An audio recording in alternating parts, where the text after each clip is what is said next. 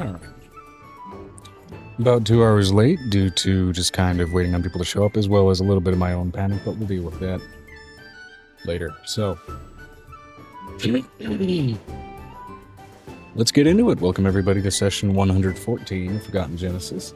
It's probably going to end up being a shorter session than normal on account of the fact that later start than planned. But hey, it is what it is. Now, with that in mind, let's go ahead and kick things off first with the session question, which I went ahead and did put in the chat just so I didn't end up forgetting it after it got rolled. Got a 99, which means I believe we landed straight on to what currently is your character the most curious about. It's not to say what's the player the most curious about. Those two things can be two very different answers.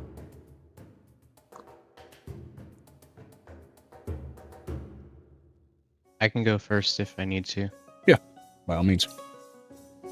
Avery is, he's curious about the different applications of runes. Like, what are the limitations? What's considered basic versus what's considered advanced? Like, he has a little bit of experience at this point. The player is completely clueless, but he has a little bit of experience at this point, but not a thorough knowledge of it. Yeah. He's kind of practiced some patterns that he was shown, but doesn't fully understand exactly how they work and stuff.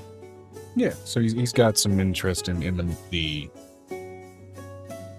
practical limits of enchantment and its applications, basically. All right. That's solid. All right, then moving on to... let's go Venestra, then, next. If Venestra I'm is here, around. I just... You are. Okay. I just have to mute because there's a child watching stuff on the TV, so... Gotcha. Oh, and she's here too, so make it first because I still have to think through my answers. All right. What are we doing? Character questions. Venestra said, what was the question? So, the roleplay warm-up question is, what currently is your character the most curious about? Not the player, what is your character the most curious about? So we'll start that with Angel. Most curious about? Yep.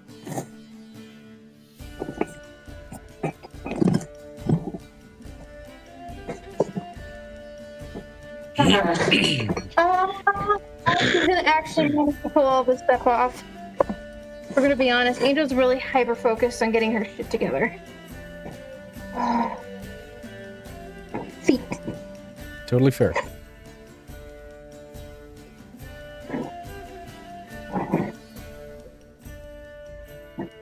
Did Emmy just finally respond? All right, moving that on to Violet then.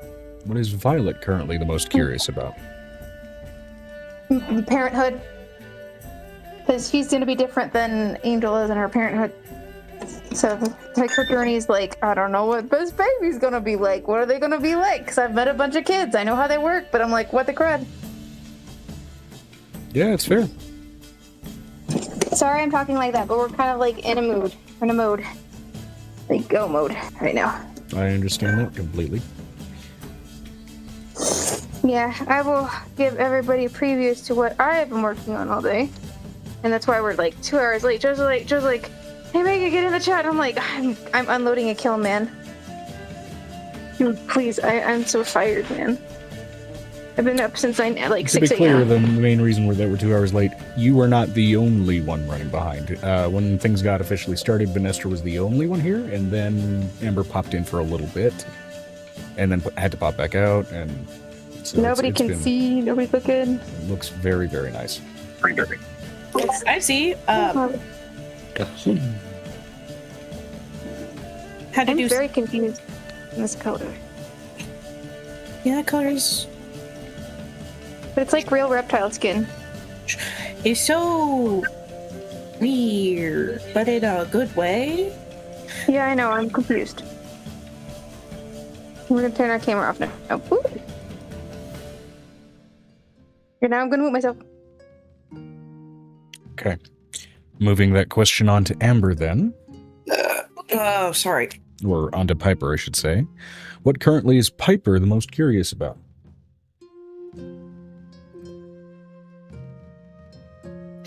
What other diseases can she cure magically wise? Like magical.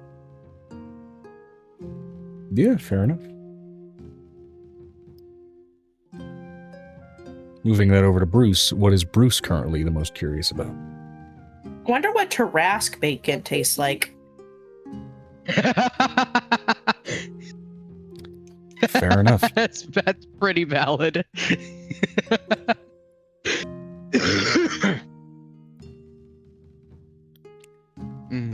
Bruce's question is the intrusive thought is the current thought. That's fair enough. All right. Always. He is my I don't feel good. I'm playing him. So I don't have to have any thoughts. Yeah, that's No fair. thoughts. Just boop.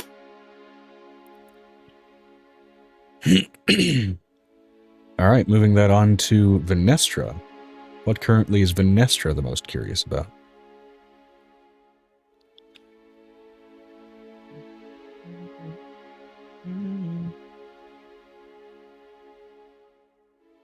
Venestra said Vi and Amira's current curiosity is how they are going to achieve their goal.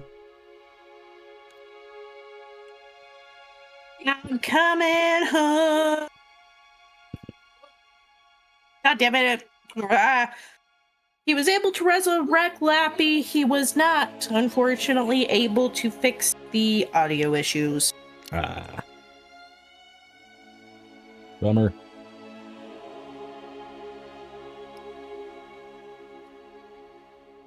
All right, all the same, valid answer. So everybody gets their inspiration die for their roleplay question. Now getting into recaps from last week. I had a hell of a week myself, as well as a couple of intensive seizure events. So that recap will be particularly useful.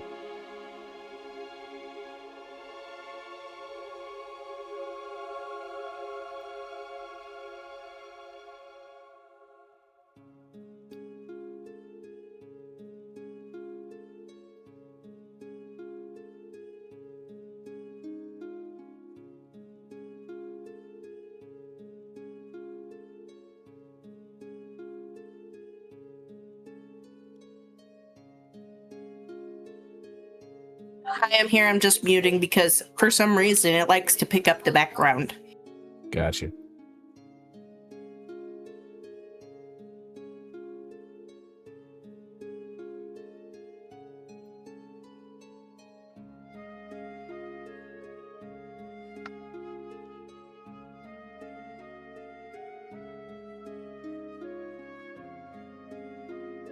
Are we still on the 8th? We are on the 9th. Can never keep up.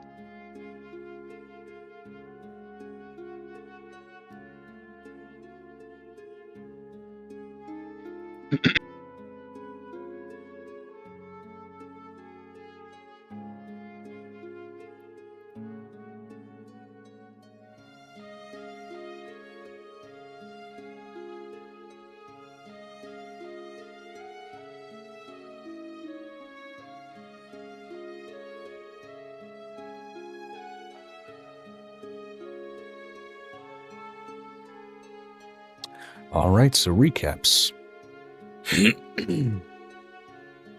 Let's see here. The only thing I have, because I think Avery was pretty stagnant last week, is that he adds mounting points to Aegis's exoskeleton, including runes that allow them to grow with him and swap places with other plates. Yeah, that's right. That was partially because you got voluntold that you were going to have to get up at, but early I in the left morning. a little early too. Right, that's right, yeah. But You even got before both. that, I was kind of just sitting.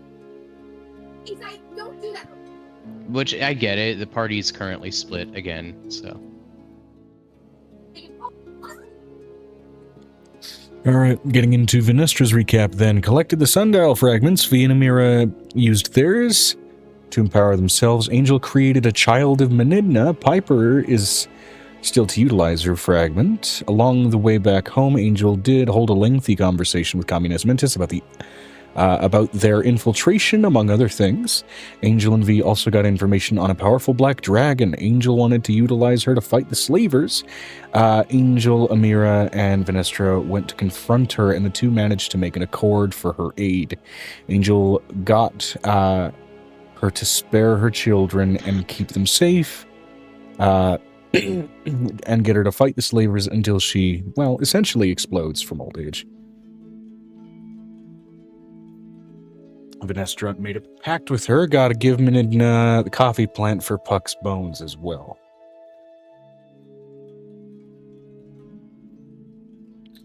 Yep.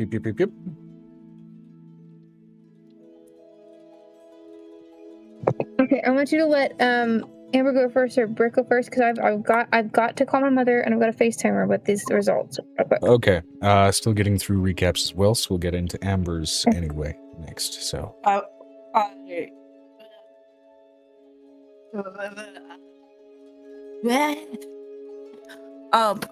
Essentially, mostly Piper was being Home Depot dad,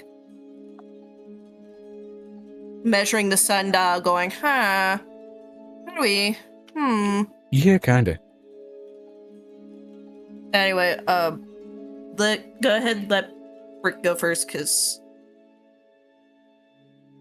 my brain's still broken at the moment. Okay. What? All right, and I believe you guys did not quite make your way back from visiting that black dragon yet either. I'm just trying to remember and gauge kind of where everybody's at as far as starting up with Brick, as far as like are other people present, or is this jumping into picking up with Avery's stuff on his lonesome? I'm trying to remember that properly. Last I remember, he was just on his lonesome in his workshop. Yeah,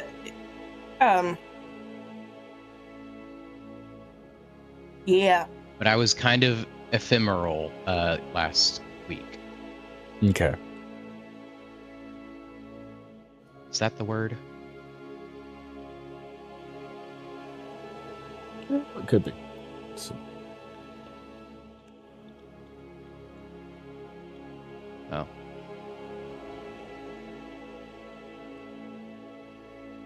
Ephemeral means lasting or living for a very short time.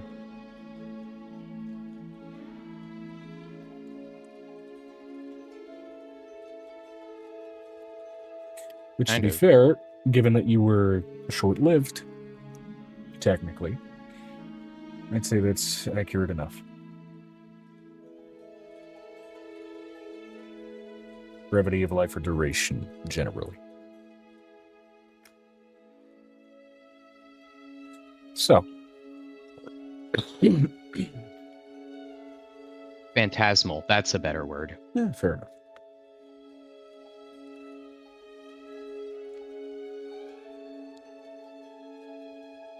While kind of settling into the certainly monotonous ends of getting some work done on Aegis, getting to work on his modifications, getting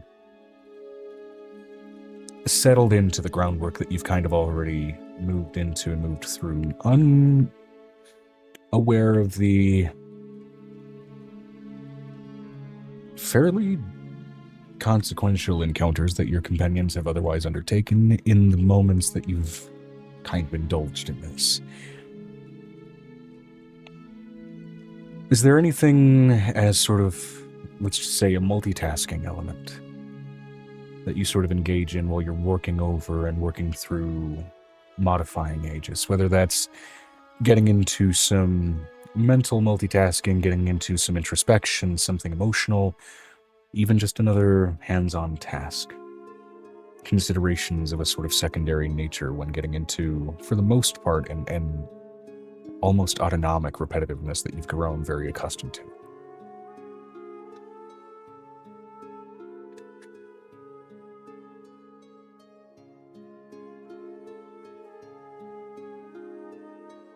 I mean, while I'm working on him, I'm pretty locked in on just that one thing.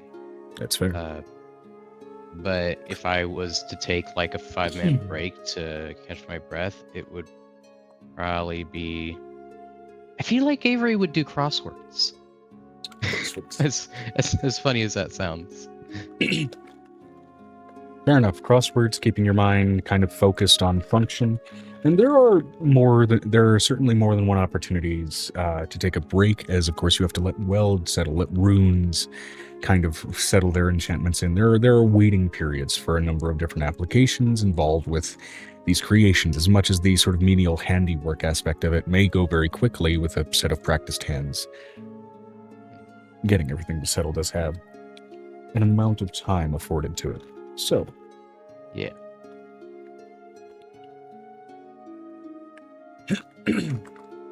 Maybe Sudoku more than crosswords. All right. Occupying your time very much with sort of heavy mind games then to keep yourself sharp while sort of secondarily focused on the task. Between the two things, especially with crosswords and Sudoku almost in their own way kind of a means of mathematically deciphering text, much like sort of laying out rune work, they are very much tasks that are adjacent to each other almost by nature. And so they do kind of feed into each other in a respect. Though to that end, I do have to ask, just for sort of shits and giggles, how well rested would you say that Avery is currently? Well, the player didn't know what day it was. I don't know what that says about Avery. Okay. I imagine he would have gotten at least a few hours of sleep, at least. All right. I'll leave this up to you while I'm not mechanically necessarily imposing an exhaustion point based on your answer here, so there won't be any detractions based on that. This is more so for the flavor of what I may present to you going forward here. There's different options for if he's particularly well rested, for what he kind of finds as a eureka moment, or if he's not well rested, what his mind may dip into for a moment. I think he was probably dreaming of runes and giant aegises. Okay. So for that, would you say he's perhaps a little bit sleep deprived, though still kind of in a focus mode? No, I wouldn't say so. I wouldn't say it detracted from his sleep. Okay, well rested then. So, with that in mind, the almost sibling-like nature of the tasks that you take during the break and the tasks that you engage in while kind of laying out the runes, laying out the rivets, the sort of parity between the almost just handyman side of it and then the arcane side. It settles into an almost music-like rhythm in your head. Almost like even going through the crosswords and going through the Sudoku are like practicing on music sheets before getting back to the essence of laying out the runes practically on Aegis's body. I can picture it too. You've got the percussion of the handiworks and then like the gentle horns of the magic. Yeah. And it does very much settle into that very practical rhythm as you go and sort of enter into, over the course of a number of hours, a nearly almost trance-like way of going through this, as much as you are still staying fully conscious and fully focused.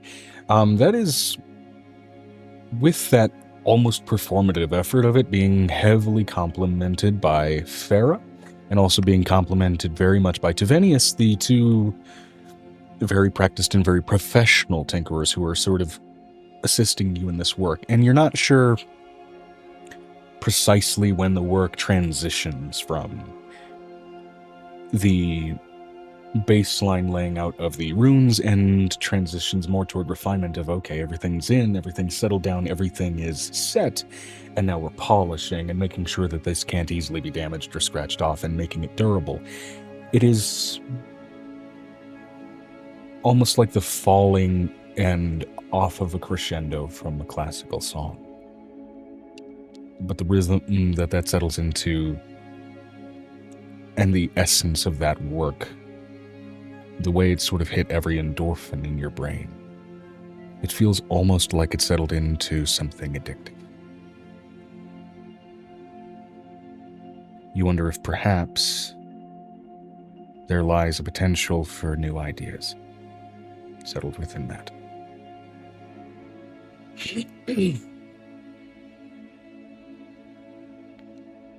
What's your intelligence stat at currently? It's at, well, I opened Roll20, but forgot to open the sheet. Here we go. Come on. Intelligence stat is 19. Okay. Given that what was initially meant to be just sort of a short bit of time that kind of unbeknownst to you, due to kind of settling yourself into the task, turned into a full day of settling into this rhythm between two master workers of this very thing, I will say that solidly evens out intelligence training from a number of other times working on this, and you can change your intelligence statistic to a 20. Nice. And part of you wonders if your about that. if your magic was more musically inclined, kind of like Angel's is. Part of you wonders if perhaps a sharpness of your tongue may have settled in as a result of doing this, as opposed to a sharpness of your mind. Listening and hearing music is different than performing music. I'll say that. Very true. I don't think he's a performer. Any number of things can be seen as performance by the right crowd. Fair. There's a reason there's audiences for people just watching someone put something together.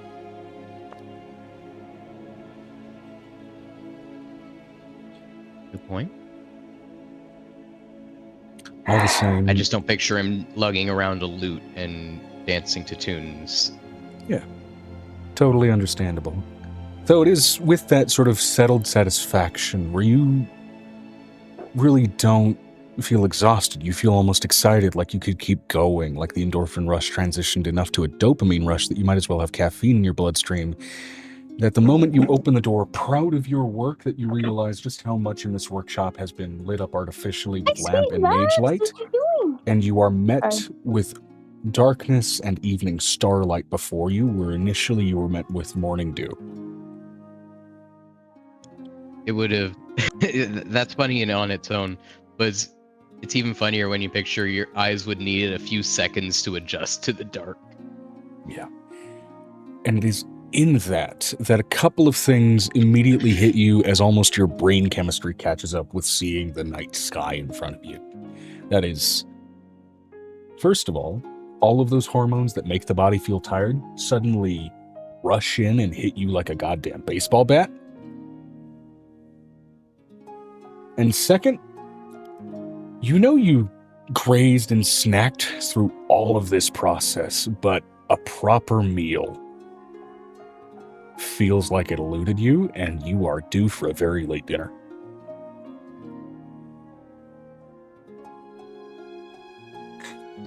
As I leave the workshop, I realize I am very sleepy and very hungry. And I henceforth go to grab a hearty meal to fall into a sleep coma, a food rest. Yeah, which Aiko promptly follows with you to do so, as you very much did kind of experience the positive end of an ADHD hyperfocus for far longer than you expected to.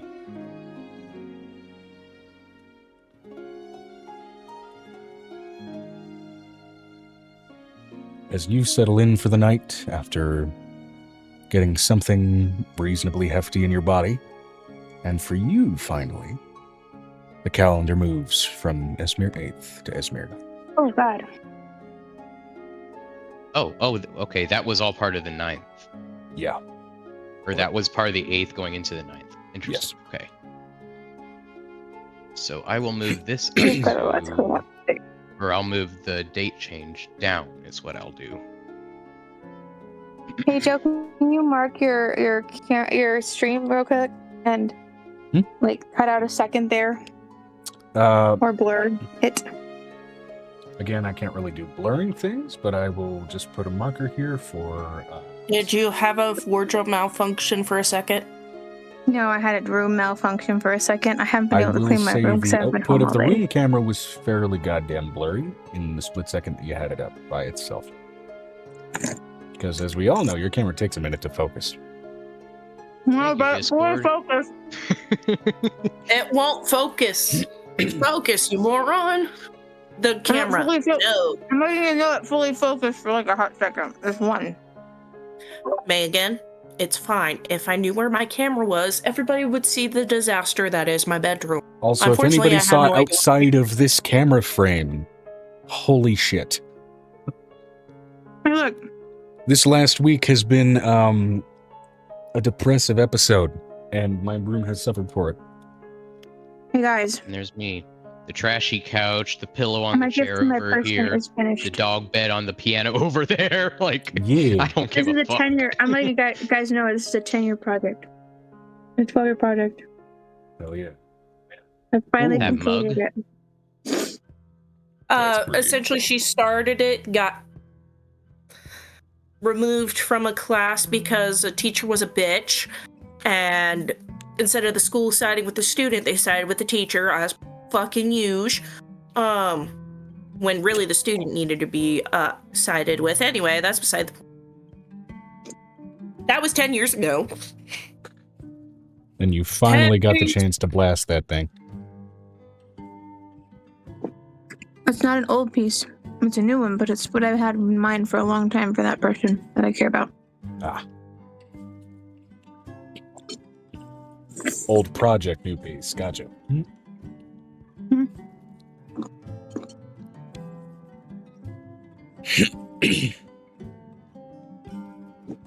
Alright.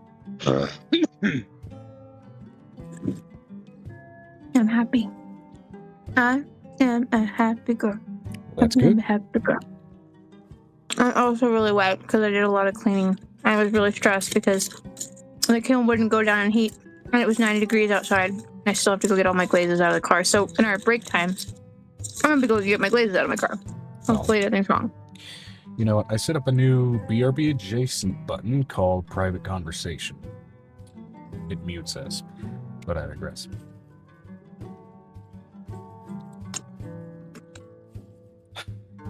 And given that my own panic still has yet to fucking die down, I feel inclined to press the button. The private talk button there, guys. Had to get into some things. It's a little different from the BRB button, even though it's technically a BRB. So beautiful. It's the size of my. It's nearly the size of my head. Nearly. Yeah. So beautiful. I think the big distinction with the private talk button is going to be that it's for the unscheduled BRBs, you know what I mean? Okay. Yeah. But I digress. The actual scheduled BRB is going to be here in about an hour and 18 minutes since we were 2 minutes late, as either way. So. Morning sun rises on Izmir North. I'm still in the walkability with Vanessa. We're walking to a meeting. It was supposed to happen.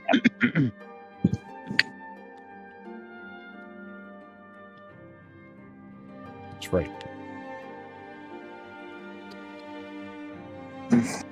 I believe Piper was brought along for that, no? I was T-posing along the way. Mhm. Yeah, she was.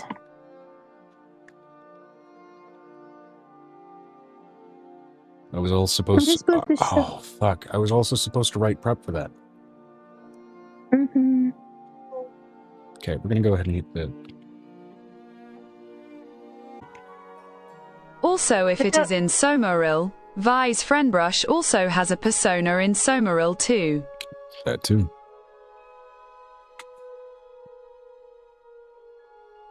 All right. So, Angel has a new baby. Oh yes, yeah, indeed. Piper turned the magic bullshit into a condensed seed and said, "Here, plant it. Do something with it. I don't give a fuck. Quit arguing about it. Yeah. I gotta be Home Depot dad." You produced a yellow prince. / yellow princess. Prince was kind of more the broad scale reference of the use of that term in that instance. Now,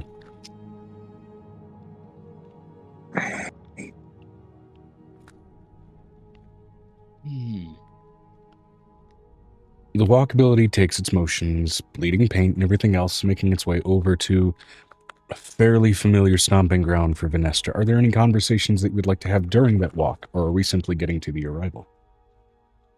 I think Angel will be more focused on teaching that child their letters. The fascinating thing here is, as far as teaching the kid the letters, it's less strictly teaching them their alphabet, and more so teaching them to fully understand the already baked-in knowledge they have of the celestial alphabet, and trying to convert that down into, okay, now this is what it is in common, and this is what it is in undercommon, because that's where we live normally.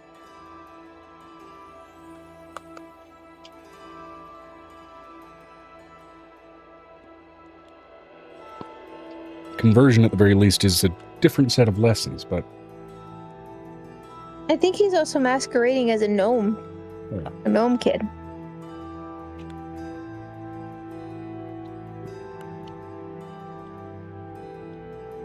Who, me? I'm a totally normal kid. I'm just glowing and golden and a gnome child. yeah. I'm so normal. This is a bit. It's like this They is a do bit. have to constantly kind of remind themselves not to accidentally open up an additional set of eyes.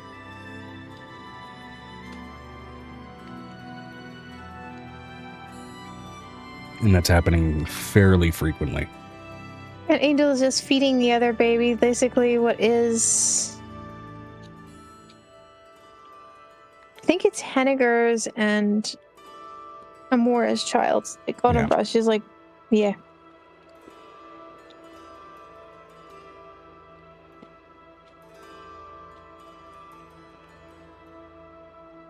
As the hours rush by in that process, eventually, you all are met with the aroma of wet soil,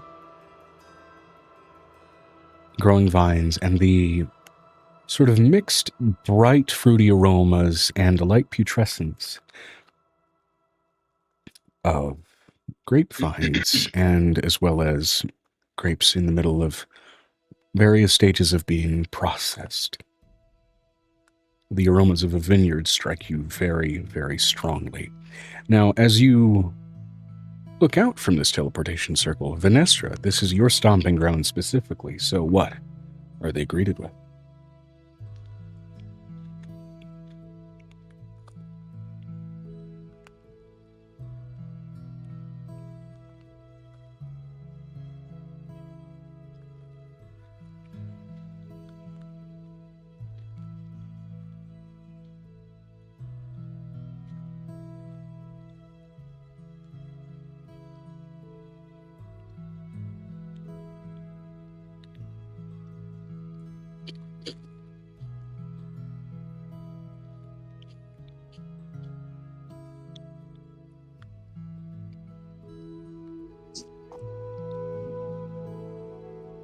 𝕲𝖓 said the courtyard of a manor keep there would be a vineyard inside the walls as well, and various buildings.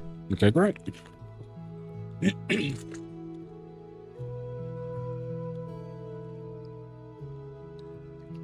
So, broad-scale manor, and now I'd say, and Megan, stop me if I'm incorrect here, since this is mostly your setting that this is mostly your permitted setting that you've built up. The architecture here is somewhat, I would say, almost Mediterranean in its style. A lot of kind of marble work, and very much it seems like stuff that's kind of built into the hillsides to kind of complement the vineyard and sort of that garden structure. Very much built to kind of naturally capture and regulate heat and temperature, even through the structure, without need of anything special to properly air condition. And for the most part, it seems to almost run throughout those sort of same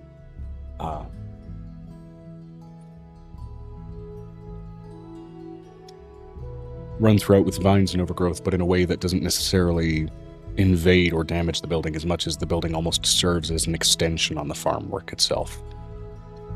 Now, to that end, Megan, is there anything that you would add as a caveat to that or correct me on? Because I feel like that would be... It's somewhere between a Tuscan villa and almost castle-like villa, considering that the everything is built off like a Spaniard kind of situation mixed with Italian and a lot. It's a long roaming hills. The vineyard is almost like France's vineyards, and it's kind of a combination. Yeah, so heavy on the terracotta shingles and all that kind of thing as well. Not so much terracotta. It's more like over this time period, it'd almost be bleached at this point. Okay. And they had the process that kind of removes iron from the clay. In her region, anyways. Gotcha. Northern, if it had been a little bit more further north, it wouldn't have. Because there is some canyon area there.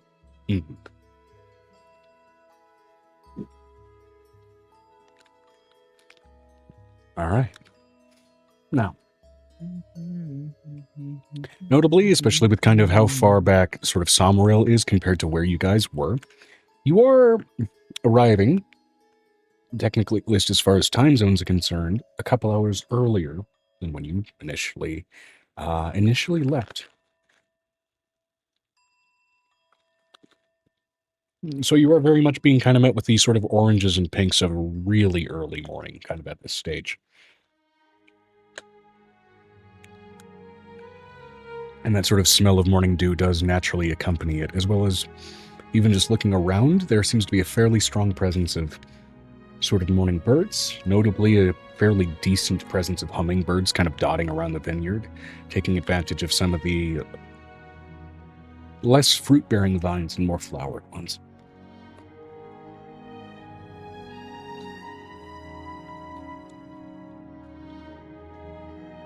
So...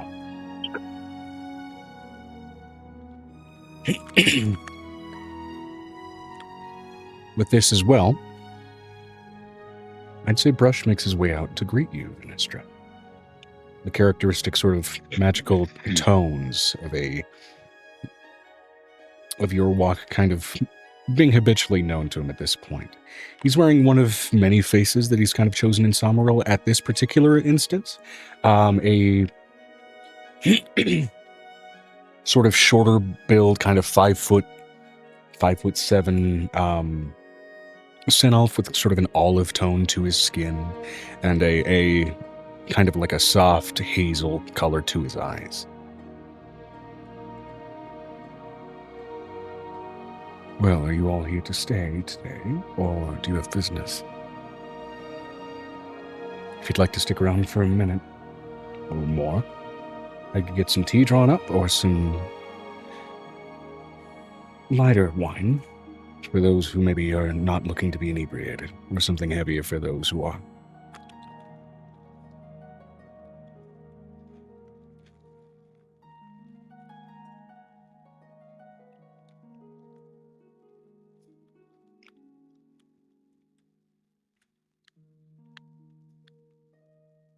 So it's Brush? Brush is the person that we're talking to? Yeah, Brush has kind of wandered out of the manor after hearing the sort of sounds of Venestra's walkability, arriving kind of at the manor. Offering some initial libations, just because he's familiar with that sound, and seemingly very quickly adjusting to the fact that, oh, Venestra brought friends. I gotta be a polite host for a minute.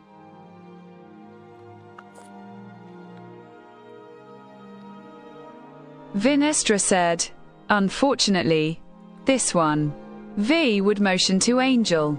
Has a meeting to crash, so won't be able to stay long. Not long, okay. So what would you define short to be? A few minutes? Because I can get some... I did just smoke a couple of guns. The meeting is technically tomorrow, so we do have to just either walk or teleport. But I'm not sure. Right. Would you like me to get some snacks going through the journey if you're going to make the walk? I did just prepare some granola, a little bit of jerky, things like that.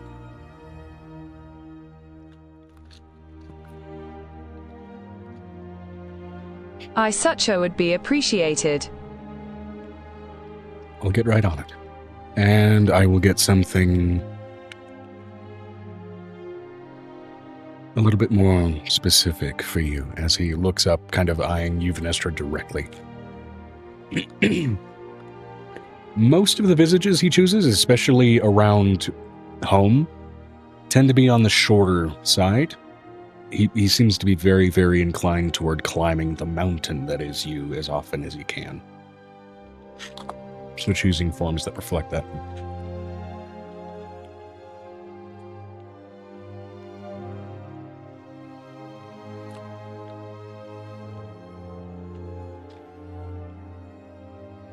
All the same, he disappears inside to go ahead and collect some things for the lot of you.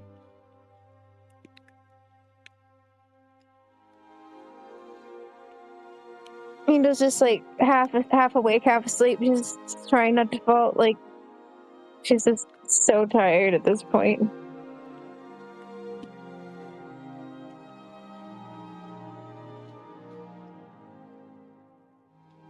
All right.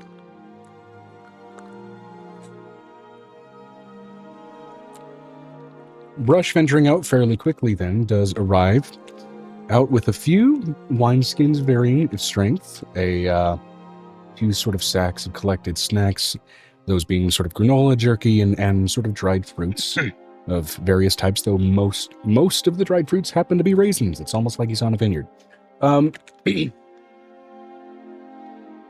Then he also does have a couple of mugs at the ready that are about maybe a quarter cup in size of a fairly thick brown sludge sustained within them, and it immediately reeks of remarkably strong coffee.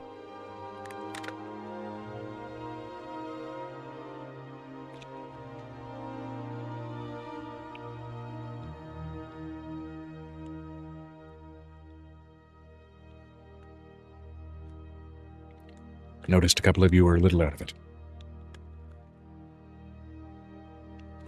She moves aside her shirt and she's got a baby suckling at one teat, and she's half awake considering she's just trying to make it through the day. 𝕲𝖓 said, I wonder what an angel fueled by coffee would be like. She looks over at Piper. I brought out a couple of cups if you want to find out. Piper is literally just taking little shaving. You see her taking little shavings off of a bit of the sundial, getting ready to microscope that shit. Like, huh? And do you look like Mole right now with your 16? Like, yes. Like, Because my 16 different magnifying glasses attached to my eyeballs because, fucking, I don't have my actual magnifier. what do you got in Actual there? microscope. The clips. So, Dance, baby, dance. so Piper has no idea what the fuck was just said. Player knows. Character's like, huh? I would say, Angel especially looks with your over at passive this perception, guy. the moment that you are asked, that intense smell of that coffee immediately just smacks your sinuses. Why is this fucking fuck?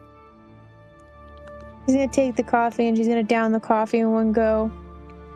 Being the most impressive human being at the moment, she's like, most impressive, like, small being in the moment, she's like, I'm imagining my younger brother when he decided to essentially deep throat a cup of coffee. That's kind of what happened. Not the mug, just the whole entire drink. Starbucks. Oh no, it was home coffee. It's just it was disappointment coffee because we did a 0 sugar. And the 0 sugar just tasted like water. And stevia. I didn't like it. And he drank it, he's like, yep, that's a disappointment. Water and stevia, my favorite. I like how my mom tells me that like stevia tastes like something. Sometimes it doesn't taste like. Yeah, it If you depends on blend how it with they other formulate it. sweeteners, you don't really taste it, but on its own, fuck no. Good God.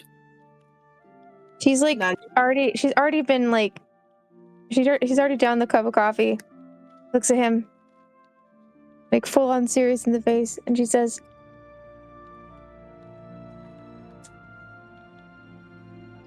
"Right now, considering that this child was supposed to be born forever ago, I feel like it's sucking my soul out through my chest."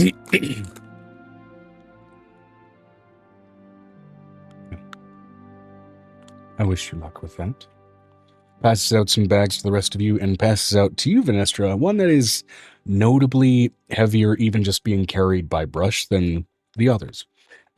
Which may, of course, be accounted for by your size alone by itself, but you also, upon opening it, find a more of a smaller net than a bag in there that is very clearly filled with handmade, what's the word I'm looking for? Chocolate truffles. I'm letting you know there's a full-on glare over at Brush, and there's a mental thought that goes, "Tough words for a man who's seen a god naked."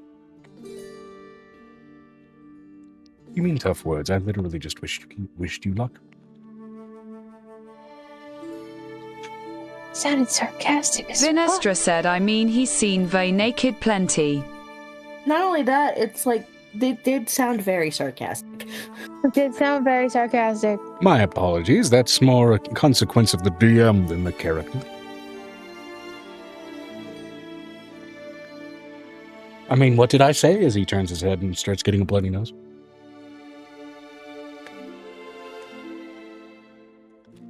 Vanessa, let's go clash this party so this child can stop taking my soul out through my chest. Where you start to hear a no, I'm kidding. She looks down at the baby. Are we done yet? Or are we playing with our food? I will leave that up to you whether the child is done, as you introduced that situation. I already told you this was happening last game. Yes. That baby has a void of a stomach. Yes. She looks over at Nicodemus. She's like, Nick, can you do me a big favor? Yeah. I need to focus. What kind of favor? As he immediately pops out a chest. You never thought of that, have you, Angel? I have. We share the responsibilities when we're half awake. Ah. Piper just goes back to her magnifying her little shavings. Thank you. Oh, that's right. You're a changeling too. As Brush goes to walk away and goes to enter into the house, you hear another.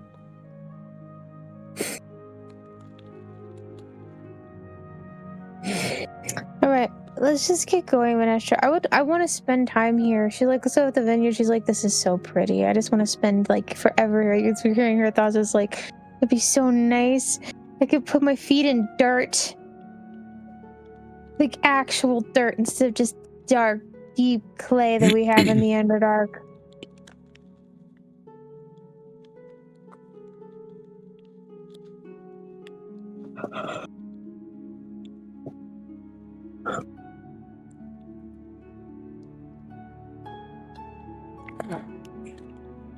Somewhere in the back of her mind is, I'm like a bird, I want to fly away. Vinestra said, you could bring dirt down there, but I let us get going. Yeah.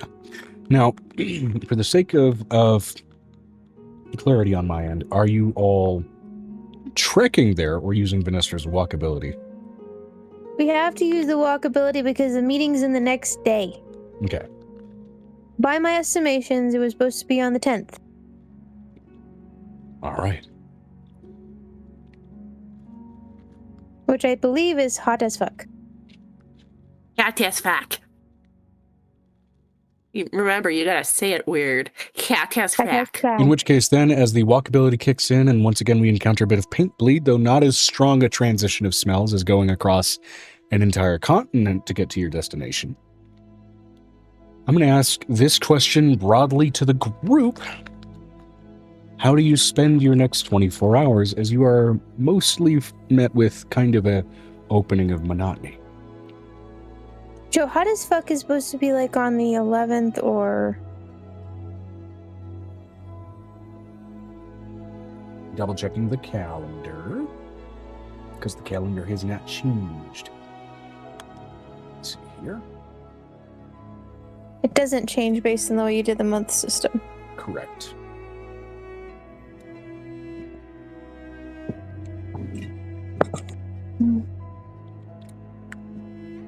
Because that's the quirkiness of choosing a 13-month year. It means the weeks and the days in those weeks do not move around.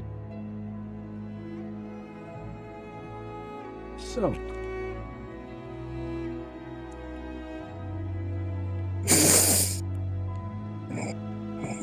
you see here.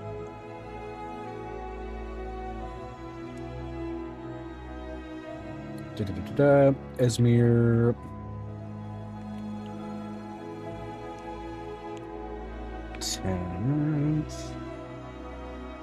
What's up, Amo? Hattisfax starts on the 14th, actually. I'm going to take my field. Okay. Okay. Go relax, Amo. It's your tab 4. I guess yeah. Or somebody. This. Oh, yeah. Just put them right there, Amo. Right there in that back bucket. And there's a little. I don't know what it is. Just put them right there. I'm just completely wiped out. My legs hurt so bad. Here. Yeah, put that in there too. Don't worry, I'm I'm taking this. okay.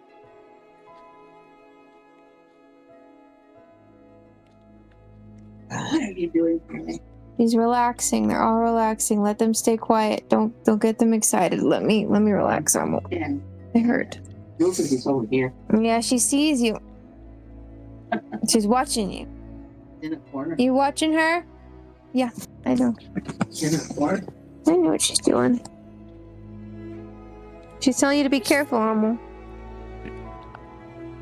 And all I'm imagining is Piper walking along with them on the walkability, just looking in her magnifying the little pile of shavings with her makeshift microscope. Like fucking mole from the Atlantis. Which notably, light refraction during the walkability while looking at those shavings, it's a little bit like trying to get a good focus on a fucking disco ball. It's all over the place the entire time.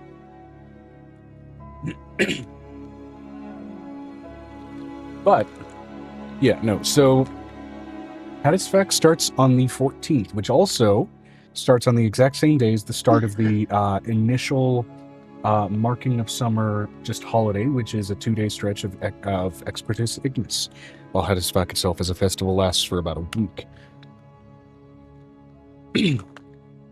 So you'll still be arriving about 4 days ahead of schedule for that holiday.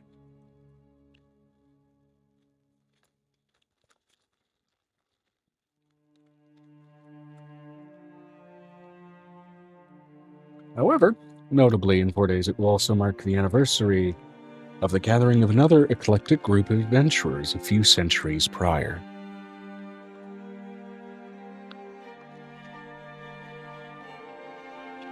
One that, little does Angel know, she also accompanied. But time gets weird that way.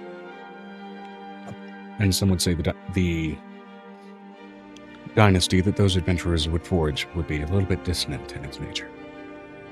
Leave Dissonant Dynasty alone right now. Right now. We have to get back to it. It's tired.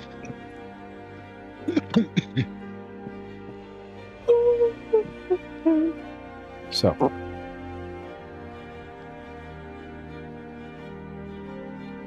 Yeah.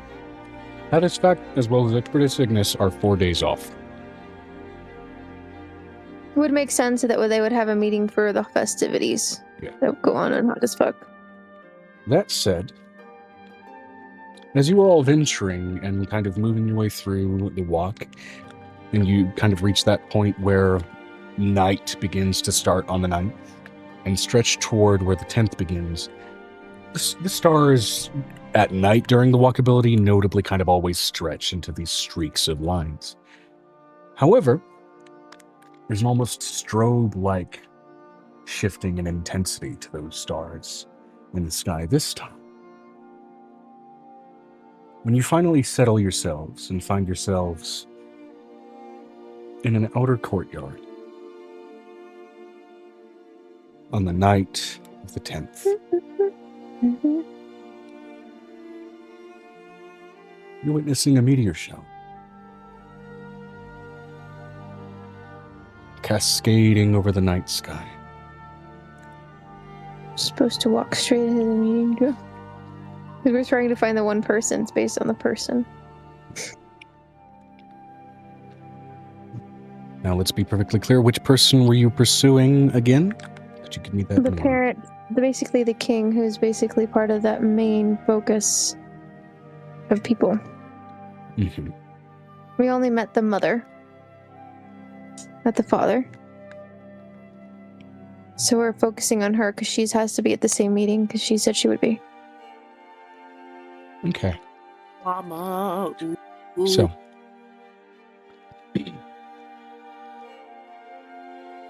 during wartime, sometimes official structures of power may rotate where they normally set things up, as whether or not a country is involved, sometimes volatile forces will try many things to force involvement.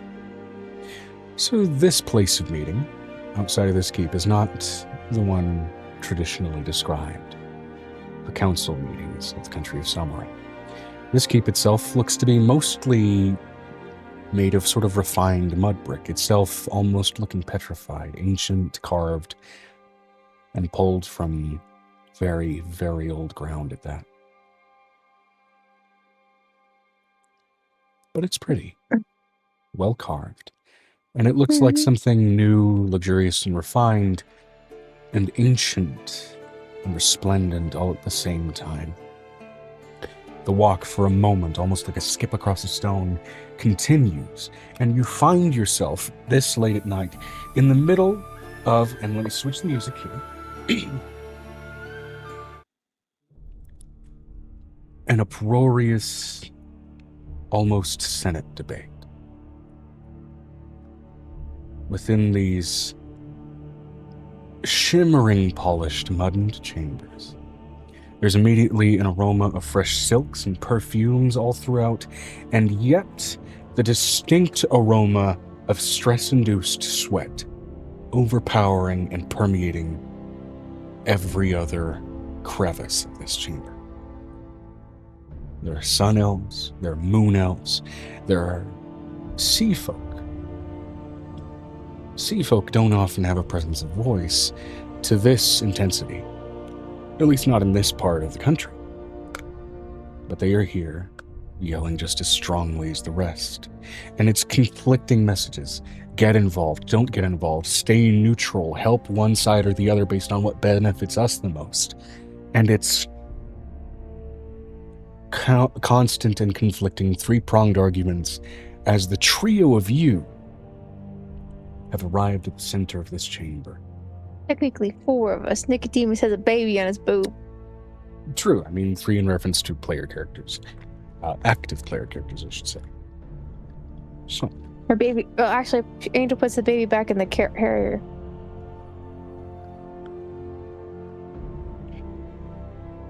And on your sudden and unexpected arrival at a location that was changed for the sake of security, immediately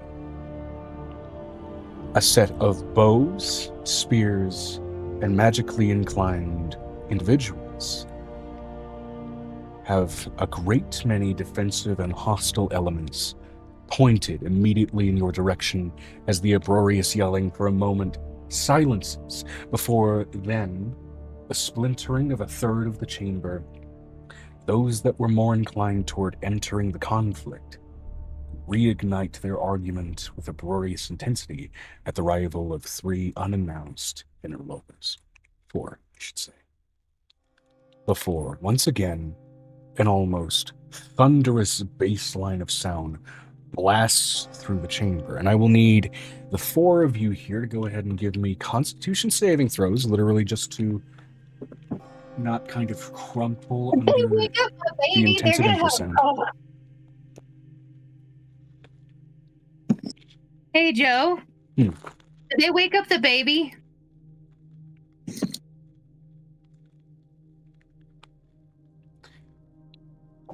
Let me roll something for you. It's going to be a con save for the baby to see what level of shit are they able to sleep. Vinestra said maybe the baby likes the noise. Not that much noise at that age. Some babies do, some don't. Not Henniger's Most and babies don't. Amora's baby. That's the child basically of their peace. Shockingly, kid got a natural 20.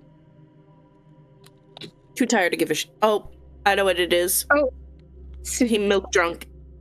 Yeah, milk drunk. She's milk drunk. She looks at the yellow prince. She speaks in celestial. Mortals. Some mortals. Give mommy headaches.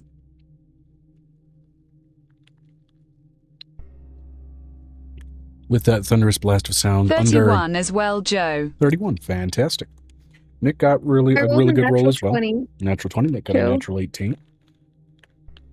Everybody did really well here. However, given the use of, let's just say, military-grade speakers to silence the debate in the chamber does fall momentarily silent. And I'd say Piper, Angel, Vinestra, you guys all have, also Nick, all have high enough passive perception to immediately notice the mage in these heavy royal blue robes who is kind of lowering his hands kind of marked with a very kind of familiar thaumaturgy rune that was immediately planted upon a crystal as a network of sound amplifying crystalline structures start to fade from color throughout the chamber. I'm going to answer in the most Miranda way. Oh yes. Take your time. You know how that thrills me.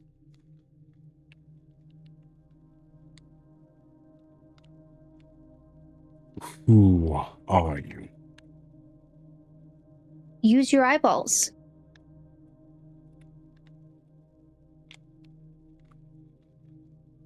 A familiar voice, the voice of a woman who invited her son into your home, rises above the rest and even above the one who immediately questioned your arrival.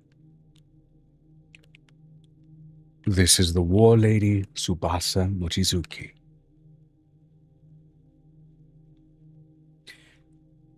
We would have preferred an announcement of your arrival rather than its sudden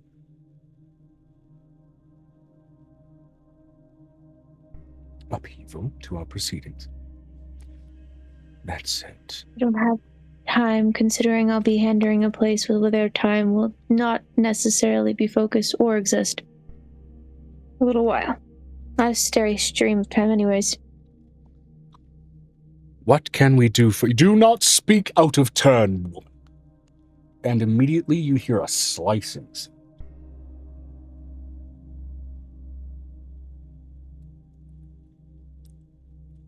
Who let him in? I will speak to whom I am familiar.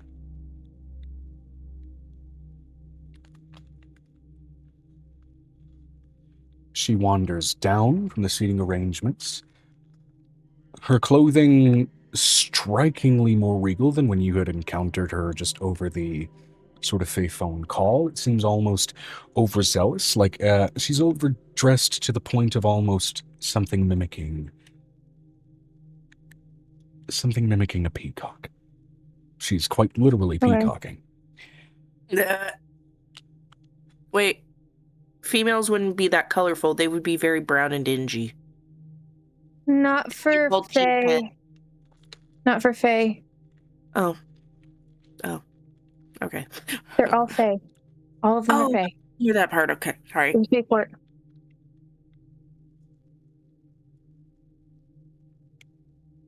I love the insult to an archfey burgeoning and the god that's basically fighting the war for you. While I will agree that it does lack some candor, your sudden arrival here, given the reputation that doth precede all four of you, notably staring at Nick.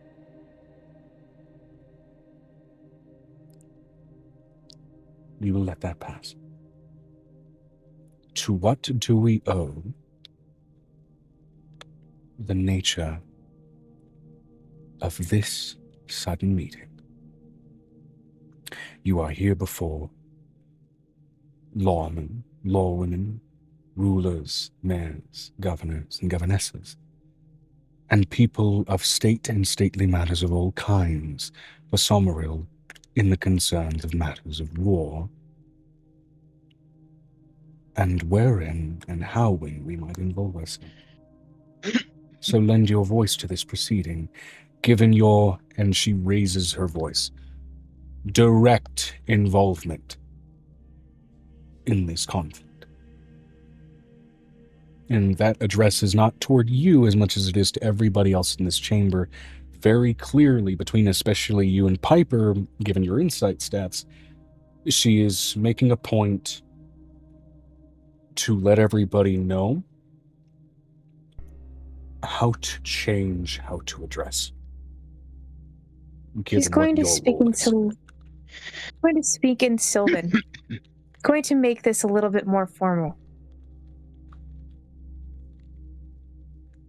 Meanwhile, Piper, oh my god, the mental image, both Angel and Fenestra looking stoic as fuck, serious as fuck, and here's Piper with a little bit of red dust in her head, the mole magnifying glasses going, huh?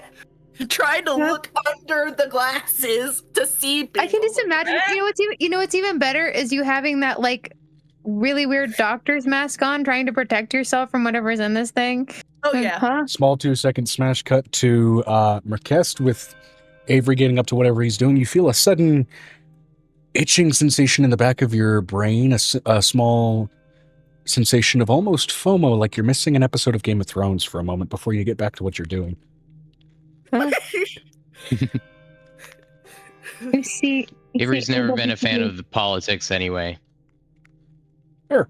I have a question. Out of all the heads he's been in, politicians are the worst. How many of the commoners or people who are in the thing they wouldn't be quiet? So the question, because of what they're speaking about. While there is nobody in this chamber who would strictly be considered a commoner, there are people here, especially among sort of the governing bodies, and especially those of militant persuasion, who are close enough, even just based off of what they wear, to very clearly be like commoner adjacent, where it's like, we are the people who will spread word appropriately to common people, whether that means recruiting, whether that means caution, whether that means adjusting their expectations toward this conflict. There are among the sort of lowest tier of this ring in the audience, the people that basically act as the voices of the common people. Yes, but the Somerals people have a slight aversion to people of the Underdark. Just a slight aversion. Not necessarily a bias, but an aversion to them because they don't understand them. Naturally, So as they would, as it's not so much a segmentation in societal expectation as much as it is the style of societal organization is just that different. And so you can spy kind of from like the middle rung up, these people that have more of a look of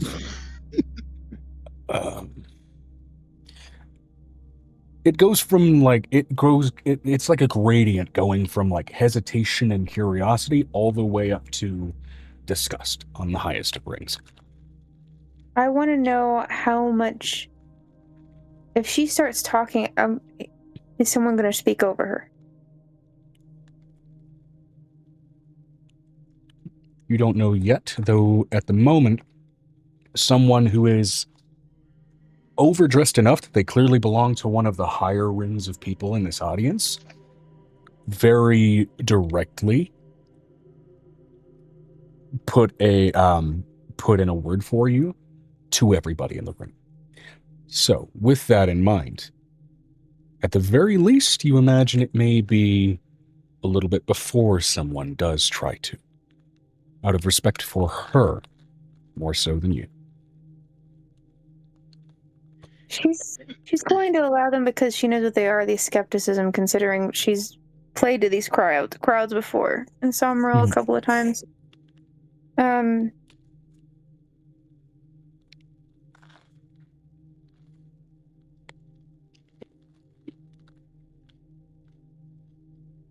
you have any questions? I guess that's where I'm going to start. She was saying there's a thaumaturgy on her necklace.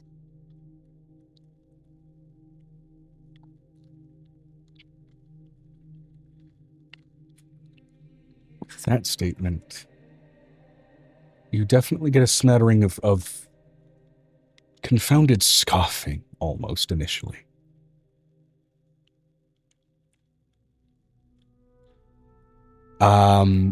Which actually, to that end, with that message, Venestra, I want you to go ahead and roll me an intimidation check real quick. Just as a broad scale. Can me and Nicodemus try to intimidate them because we own this as far as, like, land? Angel knows what this land is for. Angel's read the diary. You may do so with advantage, given what Venestra just messaged me in the background that she's already doing. That'll definitely bolster what you'd be doing here. Not intimidation, it's just letting off an aura, and her and Nicodemus standing hand in hand. Yeah. Full 17 plus... Projecting power, I'd say, by its very nature, is Vinestra said 46. 46. That puts me at a 37. Okay. 37. Among those that scoff, you immediately kind of watch their throats tighten, looking initially toward Venestra and then settling their gaze between you. And any, in particularly the rings of seats above them, who have that immediate indignant look of defiance on their faces, seem to, in some cases, quite literally be biting their tongue. Looks at Venestra. Let them talk. They're going to say things we don't like. It's better that we silence it now.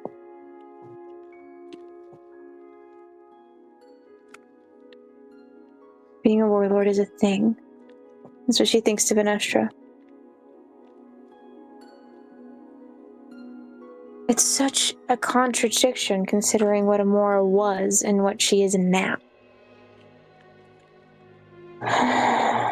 She looks over at Nicodemus and holding his hand. Ask your questions. The first one to speak, not an elf, not one of the sea-bound races, not any of the initially sort of expected members of Summerall society, an almost overtly overdressed 𝕱𝖊𝖓𝖊𝖓, with almost heavy religious vestments that you could even gauge off of the person. 𝕱𝖊𝖓𝖊𝖓 are naturally light in their sort of figure, in their build. The weight of these robes, if they are made of normal material, has to be at least 60 pounds on the upper body alone. Mm-hmm.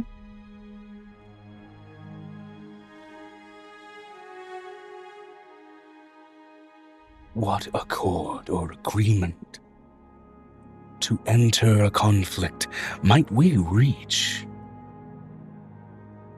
from a warlord of the dark and forgotten place, someone who bears that title in almost spite and blasphemy unto the name she and her partner claim to inherit? Is not love a role of peace? Is not an ancient human saying, make love and not war, and you sit here claiming to be an embodiment of both. What seriousness might we ever give you?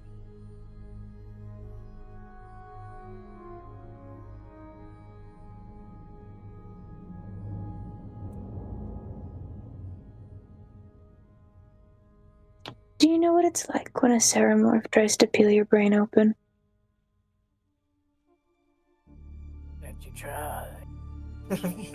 Sorry. I've heard the report. I've read the reports. I have read through a great many histories and first-person accounts of those who had been rescued from those fates and witnessed them. Yes. What about a child? Here in the country of Summerhill, I would say we are fortunate to say no to such a repugnant question. What if your burgeoning possible goddess was possibly almost drilled into by a Ceramorph?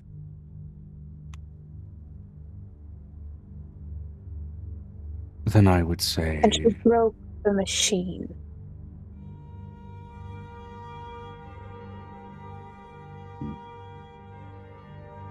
That's 1/2 of what it is. Then I would say the rumors about you being hard-headed are not yet unfounded. Nick, I want you to summon every child out of this necklace that you can now. Very much making a show of how he places his hand on your chest. Because this is absolutely the environment for it. Like a flow of water, spreading out and filling a pool, the lower extents of this chamber begin to fill with children. Youngest first, and then toward the edges, the adults form almost a living wall around them to contain them. And all around the room, in various states, there are looks of befuddlement, amazement, confusion, yet still some looks of disgust. But the other reactions overtake disgust by volumes. Ask your questions, but be polite. Player, asking no question. Asking no them questions. Sorry. Are you asking no them questions? Why are you asking?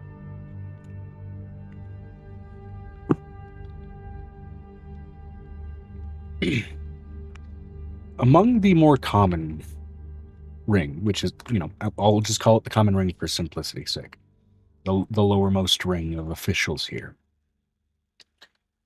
there is a scooting of wood as a crate gets set below a chair, and climbing atop it is a sort of blue silver-skinned kobold, tufts of fur kind of coming out of his ears, certainly a more animal-like appearance than the draconic one to this being. You've heard of kobolds like this. They are usually from a string descended from kobolds that were not originally from this area and pulled here by Ceramorphs ancestrally. If we are pulled into this conflict, as it is, the 𝕱𝖓𝖓, ancient as it is, may yet pull us in by necessity. The people of Summerhill are accustomed, many of them even of a more common ilk, to comfortable lives, and do not truly know how uncomfortable war can get.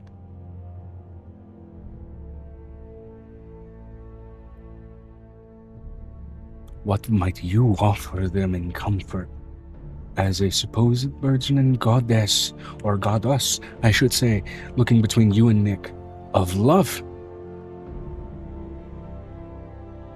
to incline those on the bottom rung of the ladder to fight and likely die. To Who's wipe fighted this forward? world once again of the scourge. This is the only land that is prevented and protected from Ceramorph. Which means those people would be venturing out of it to fight. Venturing out of guaranteed safety to spill blood. For righteous reasons, but risk spilling their own. So what comfort would you offer? Because it is, to an extent, the roles of gods. To offer comfort in times of uncertainty, as is the role of prayer. I have a question.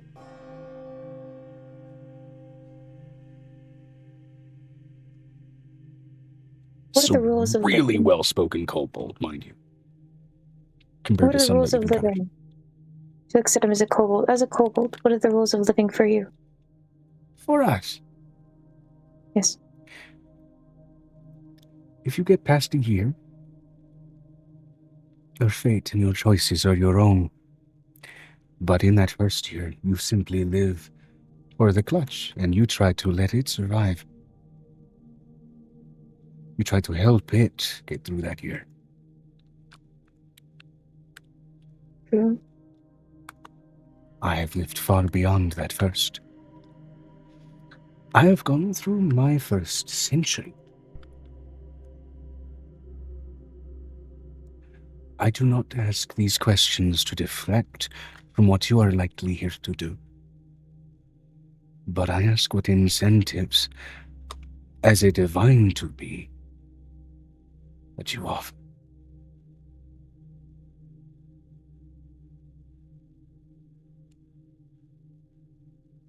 I think my predecessor offered it for me.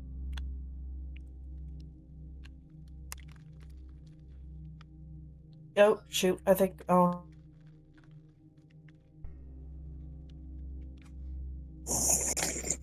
He looks over at Nicodemus.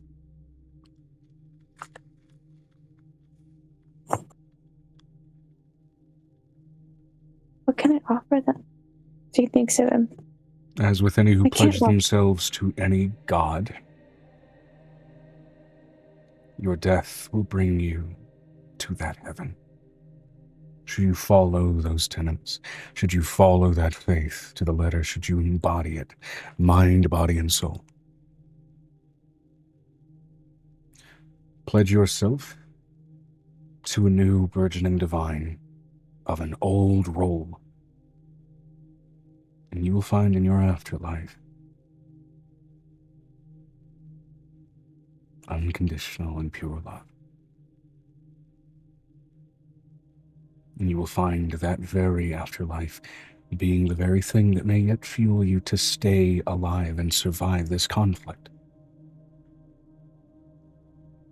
After all, what greater motivation, as he looks to you, when you're away from someone you care about for so long? What greater motivation is there to stay alive than for them? She...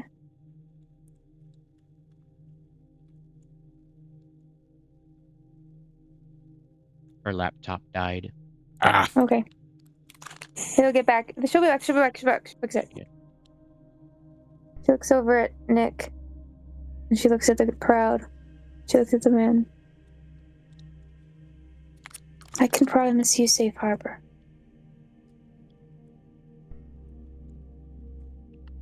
Safe harbor. Some way to lay your head when everything is done.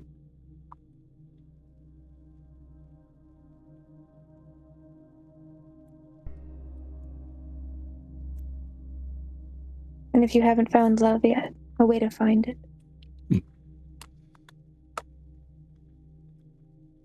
I found mine a long time ago. Takes time.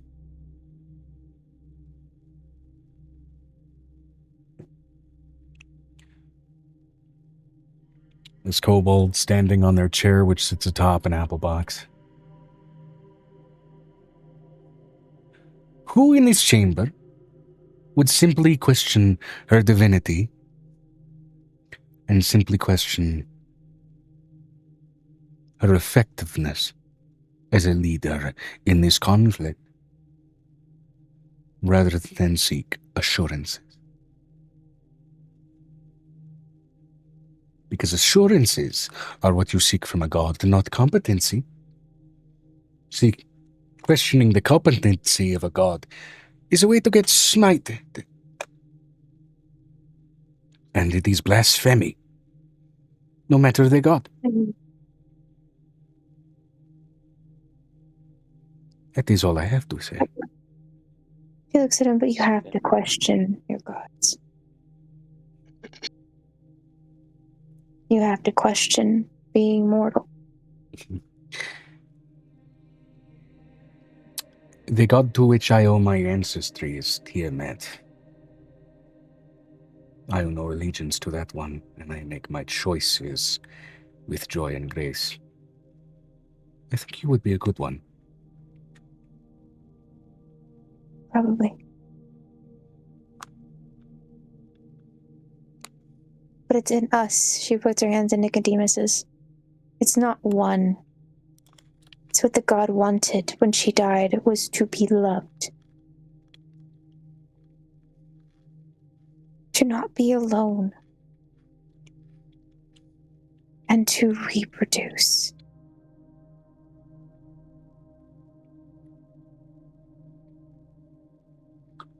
And what of your other companions here? So speaks up a triton, looks to be a lionfish. The mass of their form relative to almost a lion in scale. What is their role here? Looking... What do you mean, what is their role here? Are they simply here to back you up? Back up the presence of your speech? Your divinity? Or do they have things to offer as well? Why do they have to offer you anything? You are lucky that they stand before you at all. Why not leave them outside if they have nothing? I would love for you to tell a burgeoning archfey and someone with much darker powers and a dragon themselves to back down.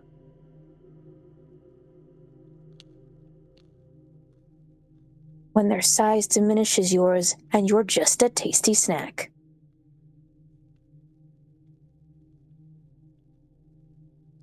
If that is what they are, then what assurances have they to offer?